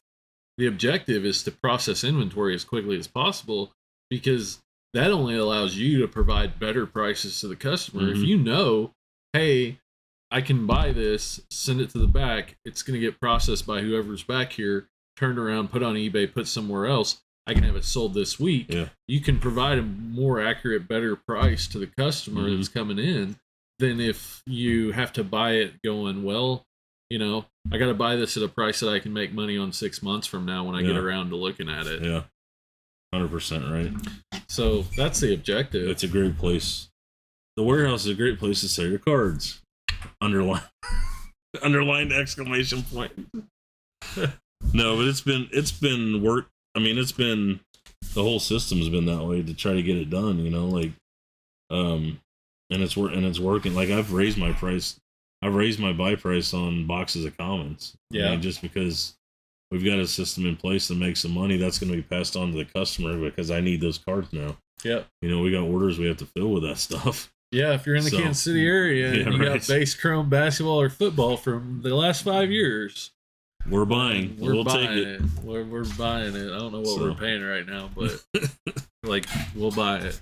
Changes every day. We need a warehouse. It could be commons. We need a warehouse ticker. Doesn't need to be any rookies, anything special in there. Yeah, we right. Need boxes. We need 4-row boxes of base commons. Base cards. We need about 20 of them. Yeah. Cool. Yeah. About 20 of them. Yeah. Probably. Yeah. So, if you want to take us up on that, we'd be happy to entertain you. I think we've ran everybody off. Yeah, it's getting kind of slow in here, but that's all right. That's our objective. That's right. We gotta talk for longer than people are willing to listen. Mission accomplished. Just put a banner running across. Mission accomplished. Yeah. This episode of this episode of The Warehouse is brought to you by nobody. We forgot our commercial. Commercial break. Chiefs come to Philly this year. I feel bad for the Eagles. That's right. Watch out, Jalen Hurts. Yeah, right. Watch out, Jalen Hurts. He's gonna live up to his name.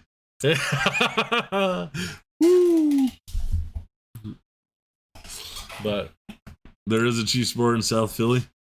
Really? Yeah, I can imagine that. I mean, I think that's the weird thing. I think there's a team bar in every city. I mean, almost everyone. Trevor Polson. 5 cards I'm interested in selling. Would you accept shipments? I live in Kentucky. Yeah, sure. Yeah, we could figure it out. All right with that? I'm sure. Yeah. How do you want him? Oh, it was email. Just go to the Facebook or something? Yeah, Facebook. Just go to the Facebook page, Warehouse 2020. There's a link in the description to the Facebook page. Just message the Facebook page. I mean, we're always buying that stuff for sure. I mean, we'll buy anything. We got buy prices on commons, on game used jerseys, autographs, stuff like that. I mean, whatever you're wanting to sell. Yeah, you might send us some pictures or an idea of what you got, so it's not like so that we've both got an idea of what the buy and sell price is going to be before you ship something here. Probably smart. Yeah. Because on bulk stuff, I mean, it's not going to be the same as like if somebody comes in with 3 or 4 PSA 9s or even or something like that. Just don't act like Jeff Wilson. Sounds like he's selling timeshares. Yeah. Geoff Wilson. Geoff Wilson. He is selling timeshares. He's selling the Market Movers app. He's selling subscriptions to their, that's what he is selling. I mean, yeah. I mean, those videos are made to inform, but they're also made to sell. They're not made to inform anybody. That's the thing. Well, and like calling yourself an investor, that's why I got on YouTube. It's like, who is this guy who's calling himself an investor and is showing, like, trying to get people to invest in electronic companies. By yeah, night, right. By like, night, he looks at sports cards. Who's giving he's giving the worst investment advice ever. Like, oh, this is really popular. Like, you should buy this. That is the worst investment advice ever. Like, no, it's terrible. He's kind of rethinking that Select purchase, $500,000 worth. Yeah, of $750,000 worth of Select products. I mean, come on, man. I mean, I guess. Yeah, that's a whole nother podcast. Yeah, I don't have any energy for that topic, really. We're all about grading 55 Topps All-American singles here. Well, I'm not paying $50 for something that doesn't that I can do on my own. That's not even good information. Like I price out thousands of cards in a week's time here and never use an app, and it does not slow me down, not one bit. Yeah. I mean, if anything, it speeds me up because I don't have to recheck the app. Yeah. And it's like it. And I mean, if you get value from that, good on you. But like, what do you have to invest? Like, what do you have to buy and sell every month to cover a percentage? What's your percentage? Like, how much are you turning to cover $50 a month for an app, or to cover even $30 like we talked about before on that one app or that one comp where it's $2, $20, $2, like they would just add that up to 30 and divide by 6, and all of a sudden it's a $5 comp. Some way or another. Yeah, I mean it's not accurate information. I mean, it's not any more accurate than I can get within the exact same amount of time looking at eBay sold listing or 130 point sold listing or like, your chart does not mean anything to me. No. And it shouldn't mean anything to anybody else. And the fact that, like, you're trying to convince people that it does when you know that it doesn't. Like, look at this week's video. Like, we watched it the other day, and it's like, you've got, who did he have on there? It was like Salvador Perez. Like, we love Salvador Perez. Yeah. Don't get me wrong, but it's like, you know, it's. I mean, what was the one with the gal where it's like you have to explain that? Oh, it was Select Basketball. Oh yeah. Select Basketball, like LaMelo Ball's Select. It was some rookie this year. Their Select Silver Concourse has dropped like 65% in the last 2 weeks. It's like, that's because Select just came out. Yeah. Like, who is writing? They're taking a snapshot, a week snapshot of this Friday and this Friday. Yeah. And they're literally not looking at anything else but the lowest 5, you know, like the top 5 movers up. But there's no explanation of why that card has changed that much. Exactly. Ever. You have to have an explanation. Yeah, there's no context whatsoever. Yeah, it's not that people are jumping out of whoever that basketball rookie was. It's because like we were talking, that product just came out. Everything dumps whenever it comes out. Yeah. We already talked about this. There's LaMelo. There is no, what's the word for, like, not self-awareness, but like there's no perspective. Yeah. In those videos, there's not the experience is not there. No, like, it's not. I'm sorry, but it's not, and people shouldn't be taking advice, especially investment advice, from that channel. Like, no. Yeah. Well, Jeff would say that his common criticism is that he's all about the money, and he would say yes, and that's a good thing because he's employed so many people over COVID, and he's done so much good stuff with his money, and he's like oblivious to the idea that you would even raise, like, that you would even pose that question that there's something wrong with being just about, like, he just doesn't get it. Like, he doesn't get it. You know? I mean, like, it's a difference between making money, like trying to make as much money as you can in a field that you care about, and not caring about the product that you put out to make that money. You know, like, you don't have the experience, obviously. Like, when you're doing a pack war and you're stopping on a friggin', like, Joe Burrow turbocharged insert in a Select hobby box, then you don't know what you're talking about. He's the movie. There's your hot take. I mean, there's your hot take. There's your hot take. Yeah. Grinky's in the Hall of Fame. We all know. Grinky's in the Hall of Fame. Geoff doesn't know what he's talking about. Yeah. It's true. It's true. Don't worry. Like, chat's been waiting for me to talk about this for a long time. But yeah, I'm sure there's people that agree with that. There's probably people out there that won't, but yeah, you're wasting your money if you're paying $50 a month or $30 a month for that app. That's right. Like, just buy a Select blaster. Just buy $750,000 worth of them. I guarantee you, he doesn't have that stuff, or does he in his set? In the PWCC auction house listing, or vault box, or whatever. Don't. You're just picking at strings. You're just picking at strings. Where does that go now? Like, I guarantee you, he buys that stuff, like, shows it in a video and sells it. Like, you can't tell me he's held on to that stuff. Like, but I mean, one of the first videos of his I watched was last November, when he showed, like, he's buying 10 PSA 10 Luka prisms at $1,800, and saying he was going to hold on to them, and they peak at $2,000 and then fall from there on. So I hope you didn't listen to that. I mean, duh. Like, duh. There's 20,000 of them at PSA still. At PSA still, yeah. I loved when he pimped PWCC 2 days later. They were kicked off eBay. Yeah, I don't know. I mean, I don't use the app or whatever. If it has some value to you, then that's awesome. But the guy doesn't know anything about sports cards. Not a damn thing.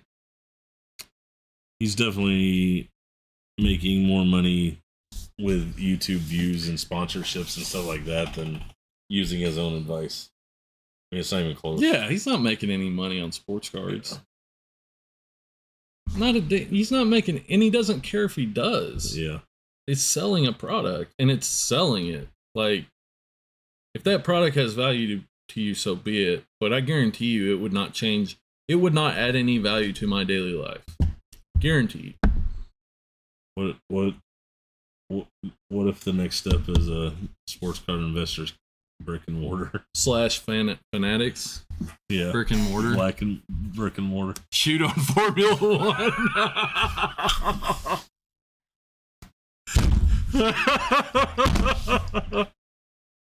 Oh, you got it. You got it, Matt. Sauce. Boom, baby. Lewis Hamilton to the moon. It's only like his 15th year in the league. Like, why shouldn't his friggin' refractor be worth $10,000? Why doesn't that make sense? I mean, I like the fact that we're in the friggin' basement. I mean, this is the world we live in.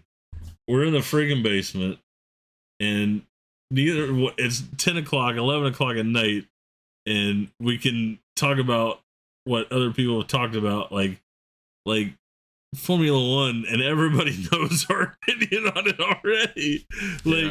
Like, you know, if you have a take, I'm not calling out anybody specific, but if you have a take that Fanatics taking over the baseball, football, basketball license isn't that big a deal because your entire collection is in Formula One and soccer, then you don't have a pulse on.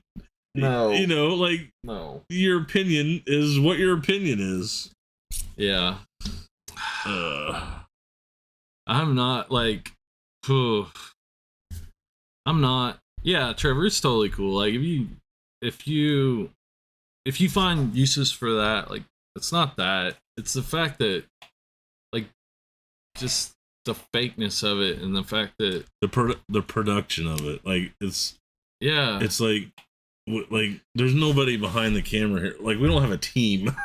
No. Like, literally, this entire conversation has been our experience and what we can recall ourselves. We don't have notes. We don't have, like, we're two authentic card guys. It's the blind leading the blind, and it's what's the story about the guy that plays the flute and all the rats follow him? Yeah. Into the ocean? Yeah. Like, and they all drowned? Yeah. The Pied Piper. Yeah. Like, it's that because, you know, he's making a bunch of money by dumping a bunch of money into this social media brand that gives terrible information to people, and then all those people end up losing money. Like, he is the Pied Piper of sports cards. That's the problem. Yeah. No one likes shit talkers. How are you helping new people in the hobby? I mean, just by being real and, like, telling you, like don't, like, he doesn't know anything about sports cards. Not from a regular person's point of view. Like, maybe he knows about collecting sports cards as a millionaire, but I mean, that's not how you get there, and that's not how you get from there.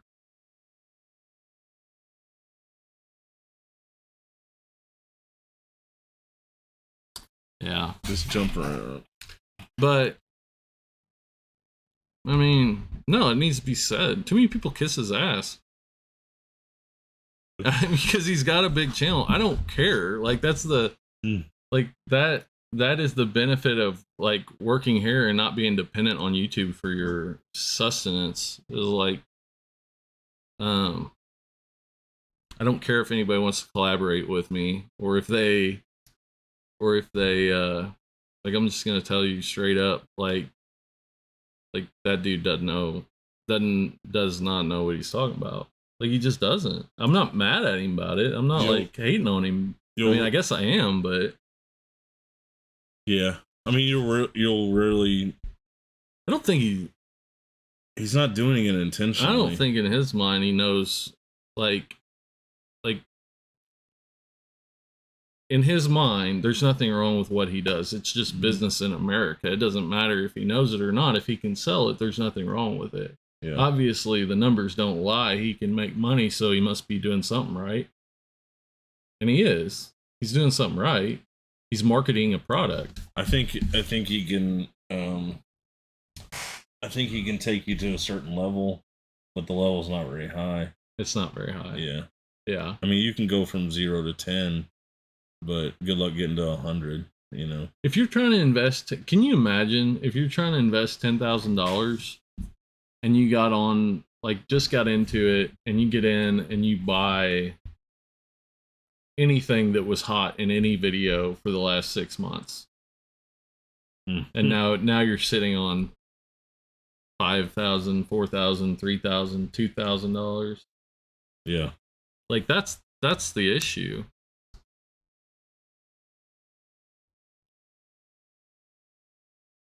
Oh, I mean, you can come in here. You can come in here and we talk about it with people in the front all the time. Like, we're never gonna be one of those big channels. We're just not. We're never gonna. We don't want to be that. We want to tell you how it is and how, that not all of your cards that you purchased are gonna go up. Hopefully, some of them do.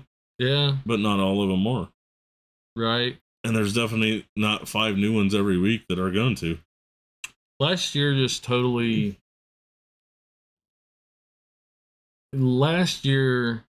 made it really hard to try to get through to people on how cards actually work.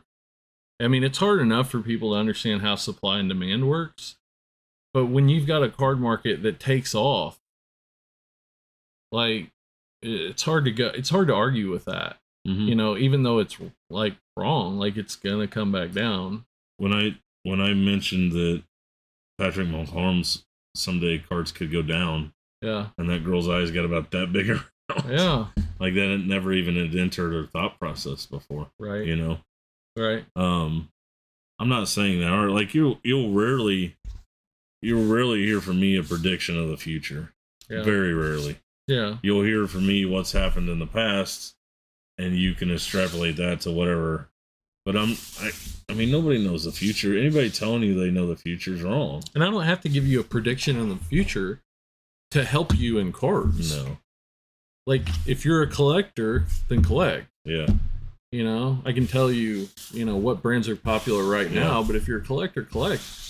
If you're an investor, like, buy something that's guaranteed to be worth something 20 years from now. I can tell you what not to buy, anything that's been produced in the last 10 years. Yeah.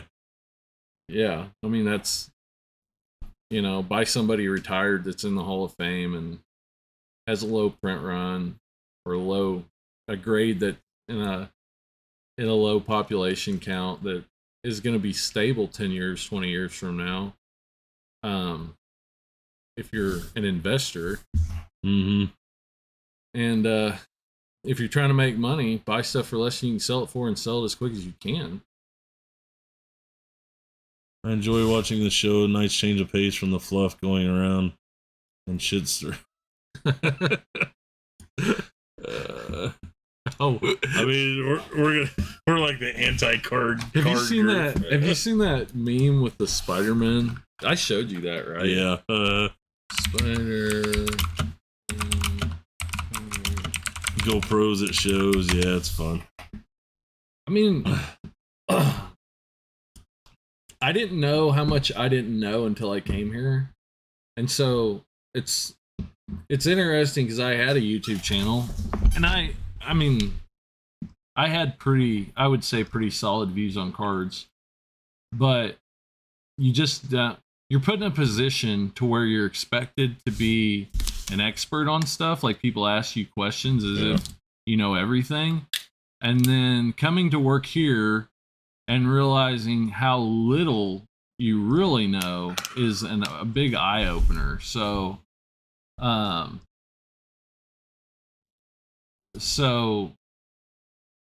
it's like, I'm not mad at people for trying to do their thing. I'm just saying that a lot of sports card content isn't good because that's not what people, they're not experts. Like, they don't do it for a living. They don't know what they don't know. I mean, some of them, like, I mean, I really like Sasha's stuff. I like Sasha's stuff. Watching him stuff because he doesn't act like an expert. You're just watching him. Like, he's not telling you what to do. He's not, and Ryan's the same way. Like Ryan at Card Collector too. I mean, just watching, the way I started watching him was just watching him open his card shop. Yeah. I mean, he'd been doing videos for 3 years. I've never watched him. Yeah. But somehow that one showed up in my, here's from moving card shops and building our own. And he's got the right idea and stuff. And I think he's kind of butting heads with some of his producers or whatever you want to call them. I don't know what you call them. I mean, he's showing videos. I've definitely liked the last couple weeks of videos better. And I think he's more involved with it. There's something, it seems like, it does seem like there was a talk. It seems like there was a talk where it's like, I don't like this. We're going back to doing something that's more in line with what appeals to card people, and not what appeals to YouTube people. People come into the shop every day.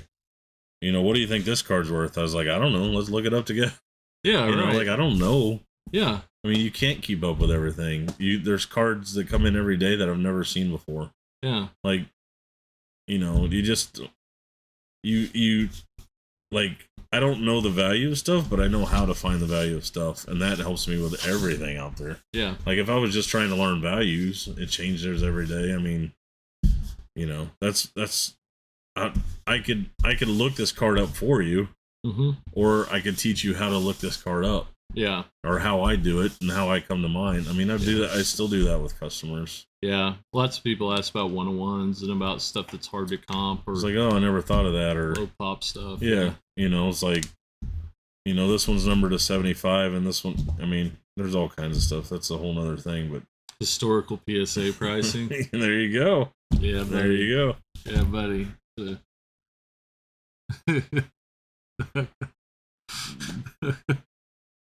Theodore, why don't you tell me how you really feel, man? I like it. Yeah, I like a lot of the channels out there. I'm not just hating on all the sports card channels. Like, I'm just saying, like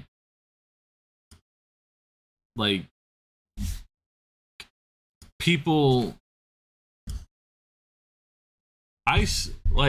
I wanted to teach people about sports cards so that there were more collectors around when this was over, when this boom or whatever, when cards weren't cool anymore than there was before. And certain channels like Sports Card Investor, and mainly him because it's so popular and it's such bad advice, is working against me on that.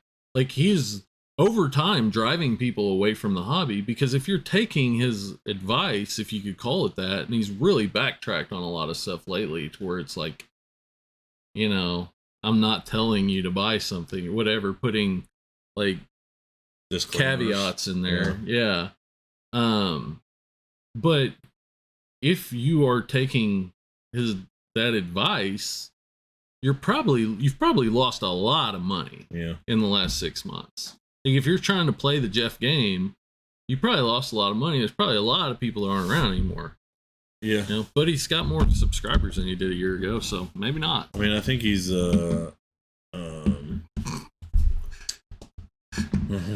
Collector, I'm not gonna show that comment, but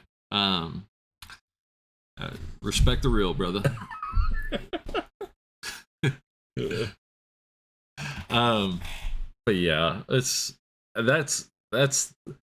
the thing that bugs me about sports card YouTube, is when I see something that's detracting from the goal of keeping people in the hobby, and I feel like that's the case, and I'm not saying I don't feel like that on a lot of channels, but yeah, there's people out there, like just giving really bad advice. I'm not Not just gonna sit here and be like, oh well. They seem to be like, like the CNN of, or like the multimedia. Like they already have spin-off shows, and they already have like nightly broadcasts. Like I mean, there's some in-depth stuff going on in some of those shows, but it's like nobody watches those shows.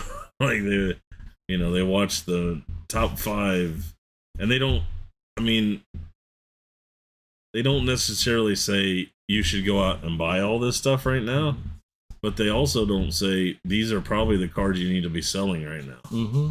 Yeah. And they don't, so it's information without context. It's information without experience. It's information, like, it's just an information. Like, if somebody hasn't, it's like, these are the hottest cards. Maybe these are the ones I should go buy. I think the guy that does, if you don't know anything about it, the bald guy that does their analytics, and I might be a little bit biased on that, but I think he does. Like, I think he's fully capable of analyzing cards and giving good advice, but I think he's hamstrung by having things he has to do in videos to promote the app. Yeah. Like if you really want to help people, you got to go outside the app. Their app. You got to be able to and willing to go outside that app to do it. Yeah. And it's so. That's part of it too. I mean, it's what it is. I don't know. I don't like it. I don't care if anybody likes me for it or not. I don't friggin' like the Sports Card Investor channel, and I don't care for Jeff very much either. That's all I'm going to say about that. Welcome to the show, everyone. We're just getting started here. Yeah, I mean, that's the way it is. I like it. I mean, it's like Vegas Dave. Like Vegas Dave promotes all of his sports betting and talks all about it. Like he's got this huge win percentage and all this stuff. But like if you sign up for his system, I never have, but like people have, and they like do videos on it. Mm-hmm. Like he emails you picks or whatever, but he never discloses his picks anywhere. So it's impossible to know unless you subscribe to him how bad he actually is at it. Yeah. And it's kind of like YouTube is this place where it's almost like it doesn't matter whether you're right or wrong. I mean, it does, but it more matters on whether your thumbnail's good and whether your lighting's right and whether whether your production is good, because even if somebody goes back and calls me on my BS, like it's not going to matter because nobody's going to watch that video, Yeah. Especially in sports cards YouTube, because, I mean, it's such a small space. Yeah. Panini has Donruss football hobbies listed $425, dropping tomorrow. Thoughts on setting the price that high for a product that used to be $50 or $50 to $80? Yeah, seems like we talked about this recently. Yeah. I mean, if you really want to know, that product's still $60 to $80. Yeah. That hasn't changed that much yet. So, I mean, just get used to that, Matt. I mean, that's the Fanatics model. There's gonna be less card shops. There's 18 card shops in Kansas City right now, today, as we speak, and there won't be that many in 5 years, I promise you. If you chase the top 5 cards, you've already missed the boat. Yep. Yeah. Yeah. Well, anyways, I mean, it's just completely contrary. Like, if I'm looking for something to make money on and I don't have the time to like flip stuff on eBay, like in a short amount of time, like I need something midterm. Like I'm looking for guys that are proven and unpopular. Mm-hmm. You know, Bryce Harper's perfect. Was perfect 6 months ago. I mean, his stuff's gone up quite a bit since then. I mean, that's who I'm looking for. I'm not looking for the guys everybody else thinks are great. Not necessarily. Yeah. I mean, Mike Trout right now, with him being hurt and with Fanatics, if they don't end up buying tops, then 2022 could be the last time you see a Mike Trout card with a Mike Trout auto on it. Mm-hmm. Next year could be the last time you see a Mike Trout card with a Mike Trout auto. Mm-hmm. Because Mike Trout is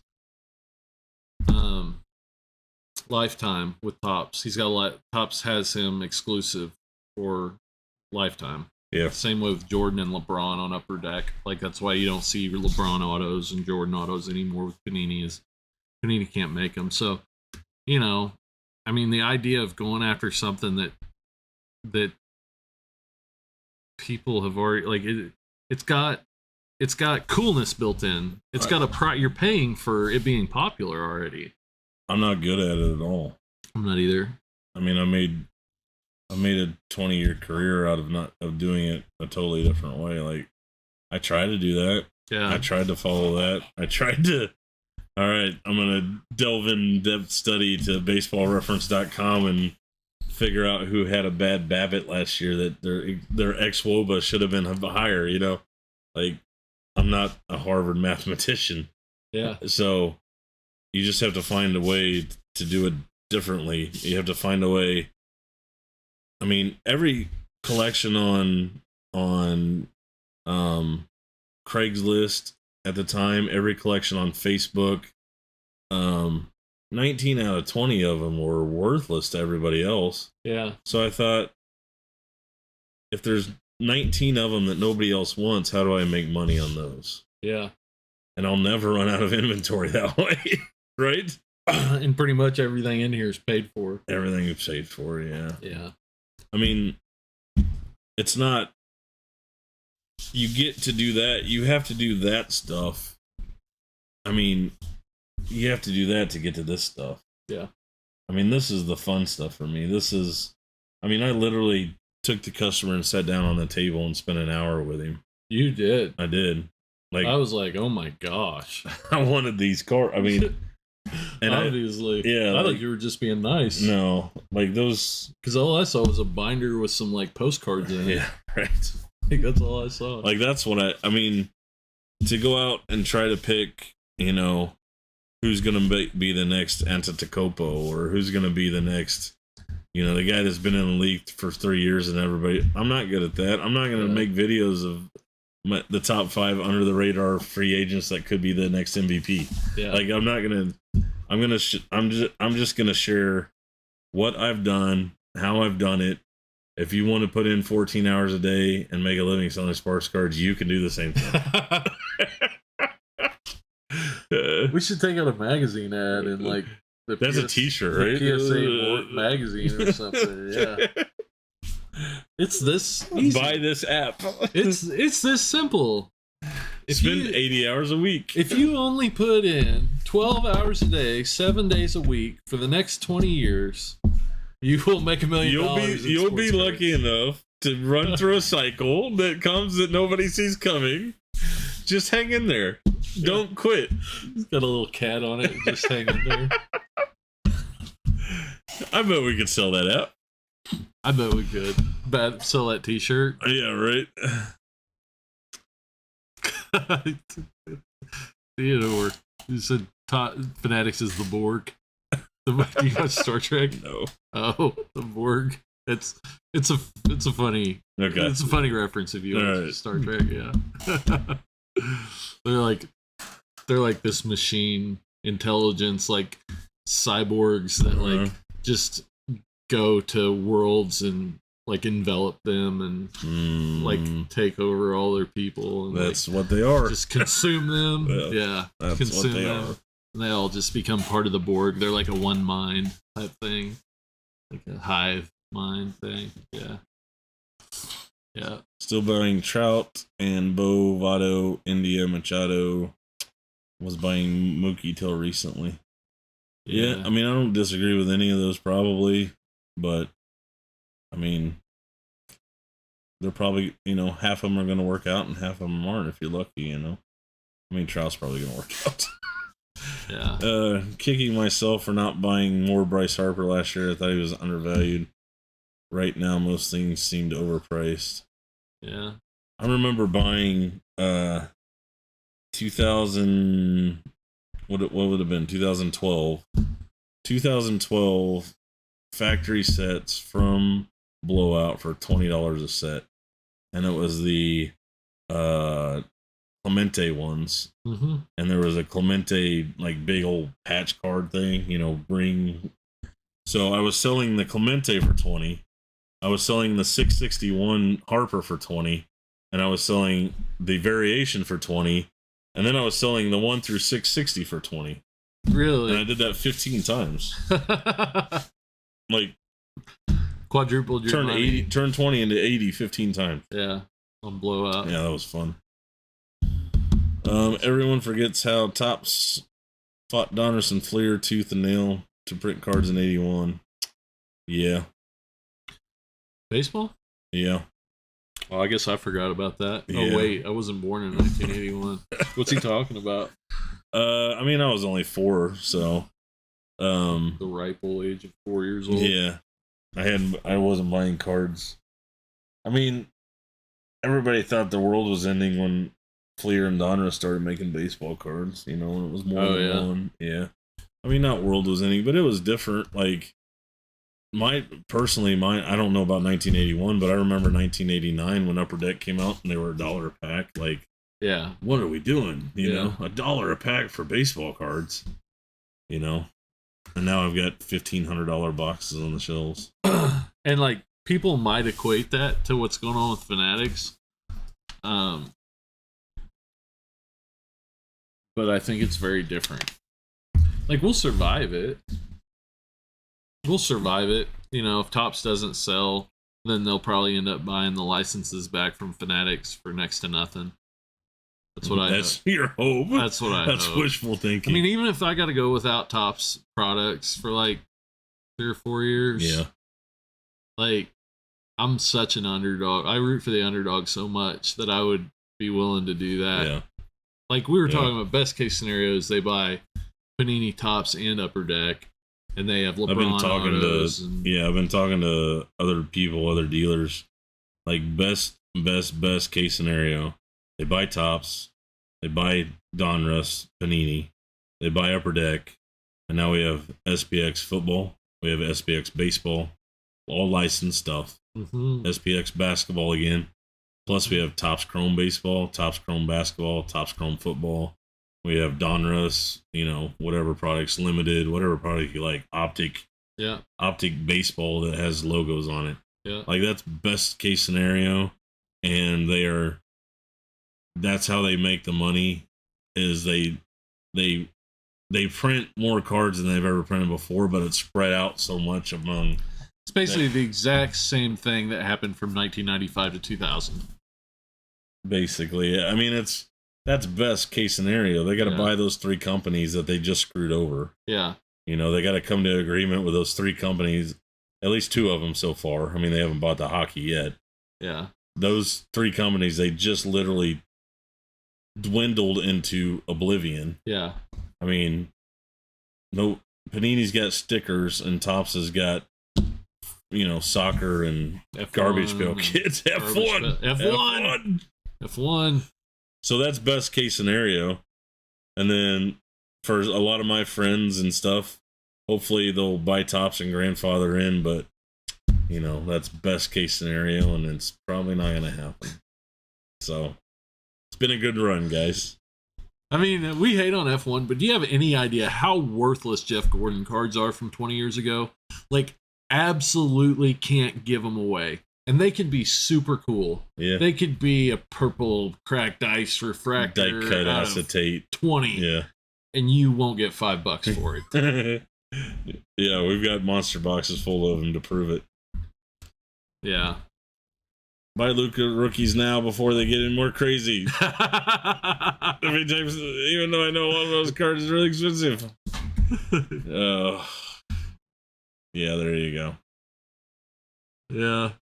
What do you think PSA will charge for bulk submissions when they open up lower tiers? $30 in most. Who knows? I mean, they can charge whatever they want. If they, I mean, I think their business plan's got to be, we open up another tier. Like I heard somebody told me that they heard the CEO on a talk or something that they're going to open up another tier before the end of the year. So if they open a higher tier, another tier, another another level down. Yeah. So if they do that, so I mean, the best strategy would be to open that stuff up, a tier at a time, because they're going to get cards sent in. Like maybe I don't want to send it.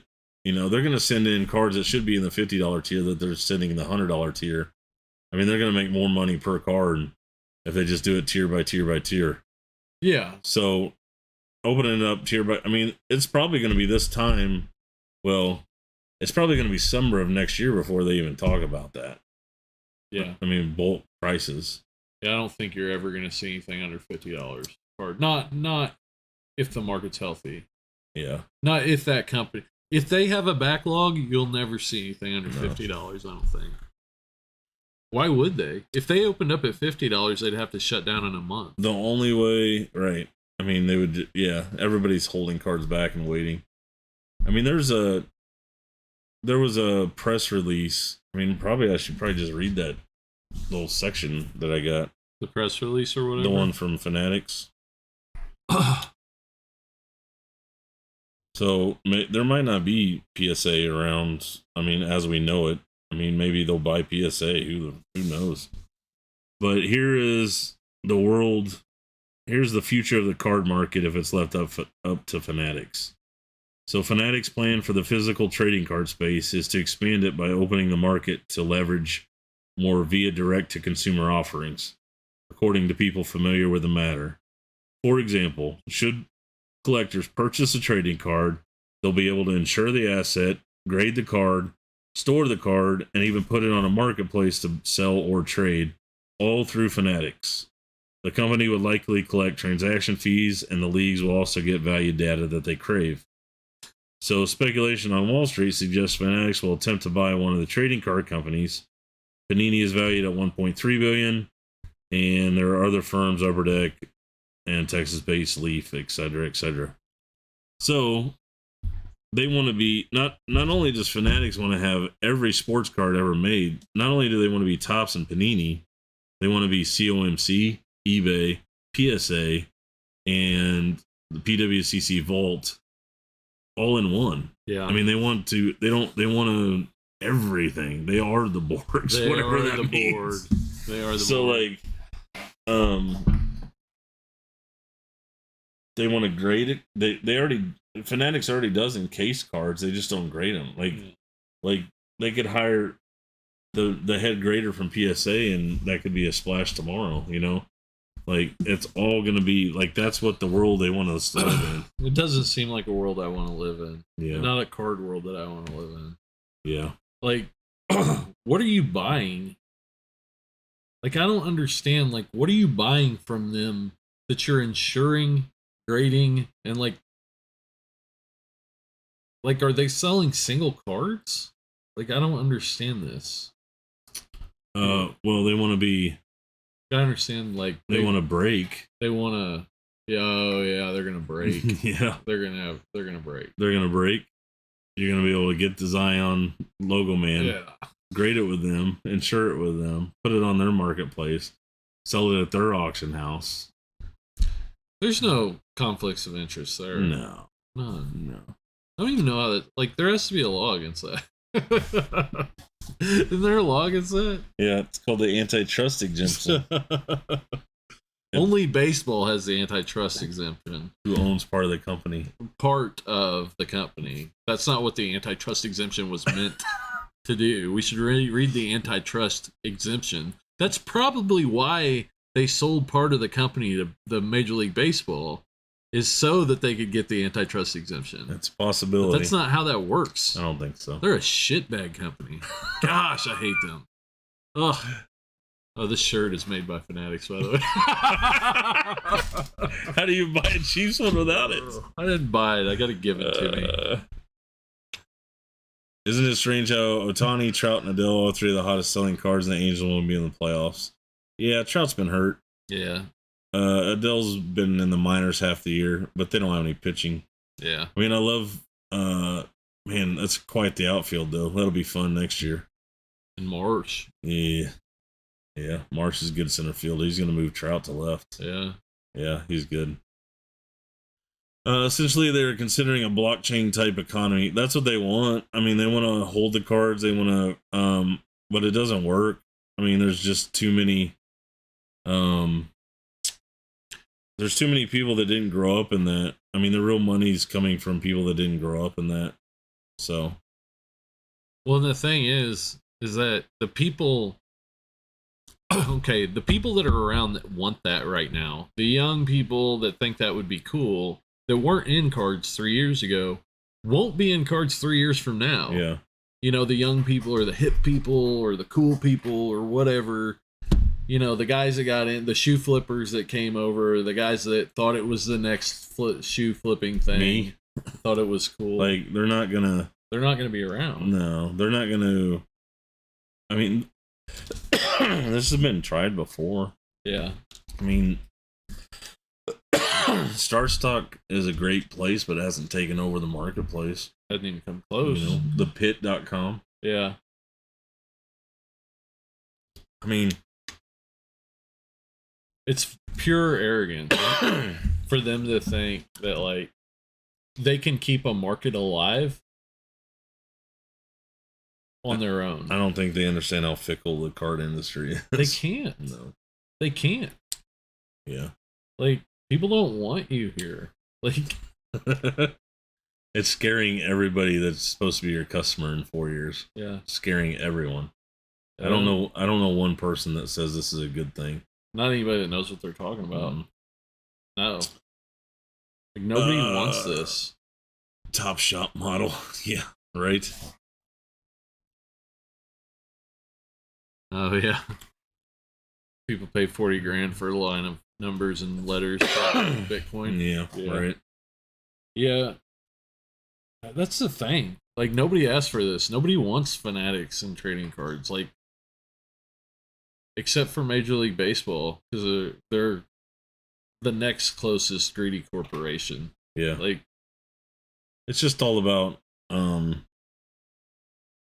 like, they've maxed out. Like, I mean, we've created a space where having $4 billion in revenue every single year isn't enough.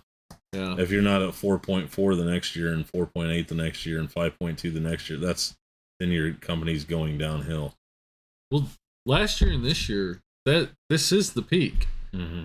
And last year, Topps paid $20 million for licensing, and Fanatics thinks they can pay $200 million. Mm-hmm. So they're thinking they can carry this market. Tony Clark said that the Players Association will get $2 billion over the next 20 years for marketing. So they're paying $200 million mm-hmm. to the Players Association a year, and $100 million to the Players Association, and $100 million to baseball. And I assume. To baseball. I assume. There's got to be some caveats in that. Well, they both have ownership stakes, so it's predicted on you can certain pickle numbers. some numbers. Yeah.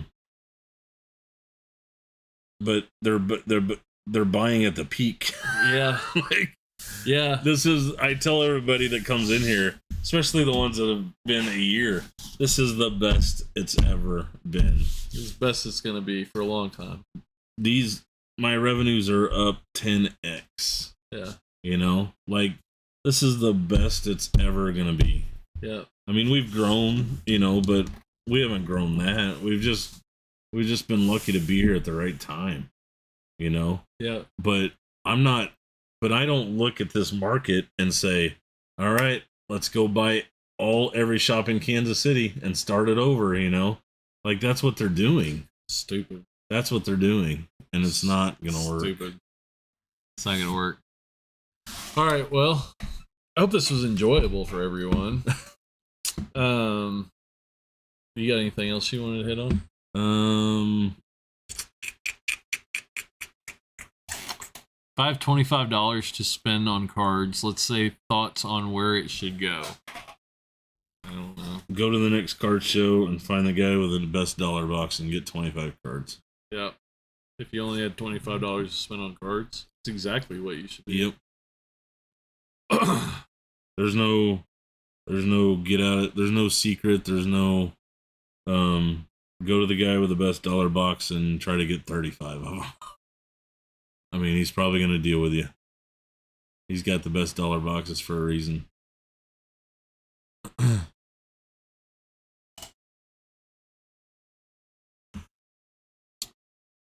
Yeah, $2 billion. That's over 20 years. So, but that's the most.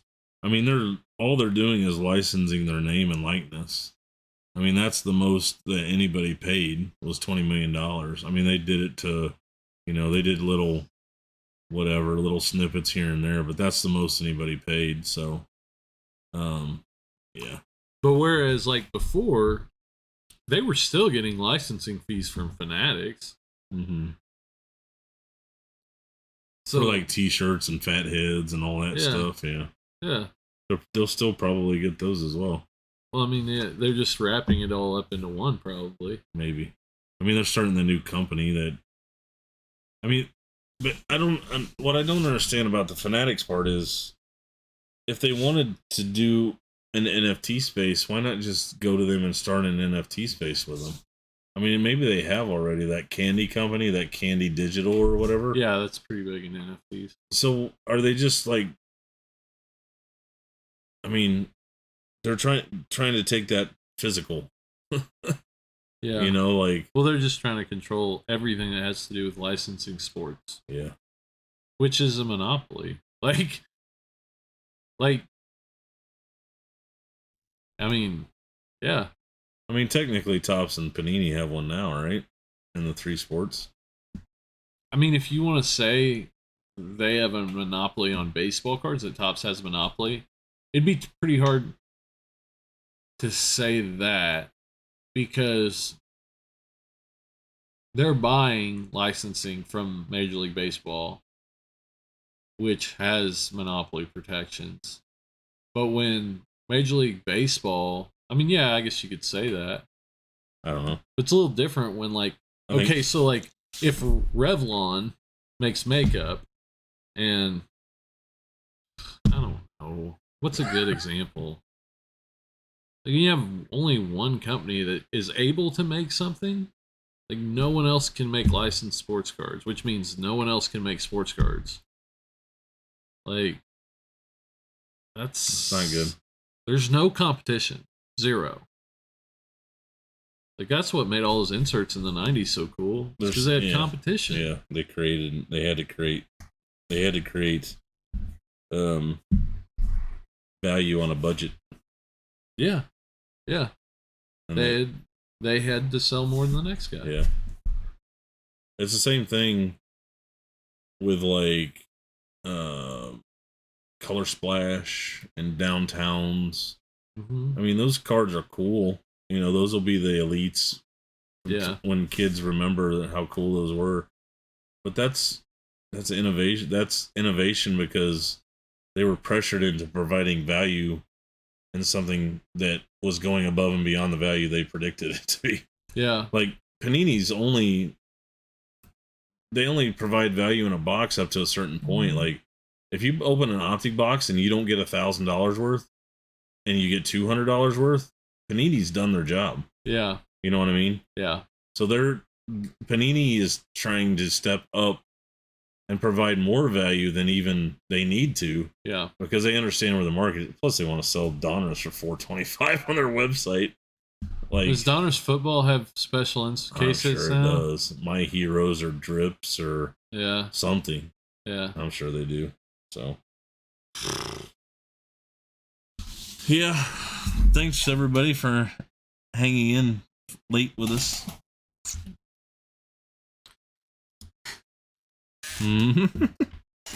Thanks, guys. Really appreciate it. I hope it wasn't too complainy or anything like that. Hope you all enjoyed it. Don't subscribe. Don't watch again. Yeah, definitely don't come back. No, never. You don't want to watch. It's boring. Yeah. Like we don't have. It's still scripted. I didn't even put a light on us this time. Like it's just That's dark probably in here. better. There's no production value. Zero production The value. less they see us is probably the better that they'll come back. Yeah. They don't need to see it. All right, guys. Thank you, guys. Have a good night. We'll see you. Bye. Bye.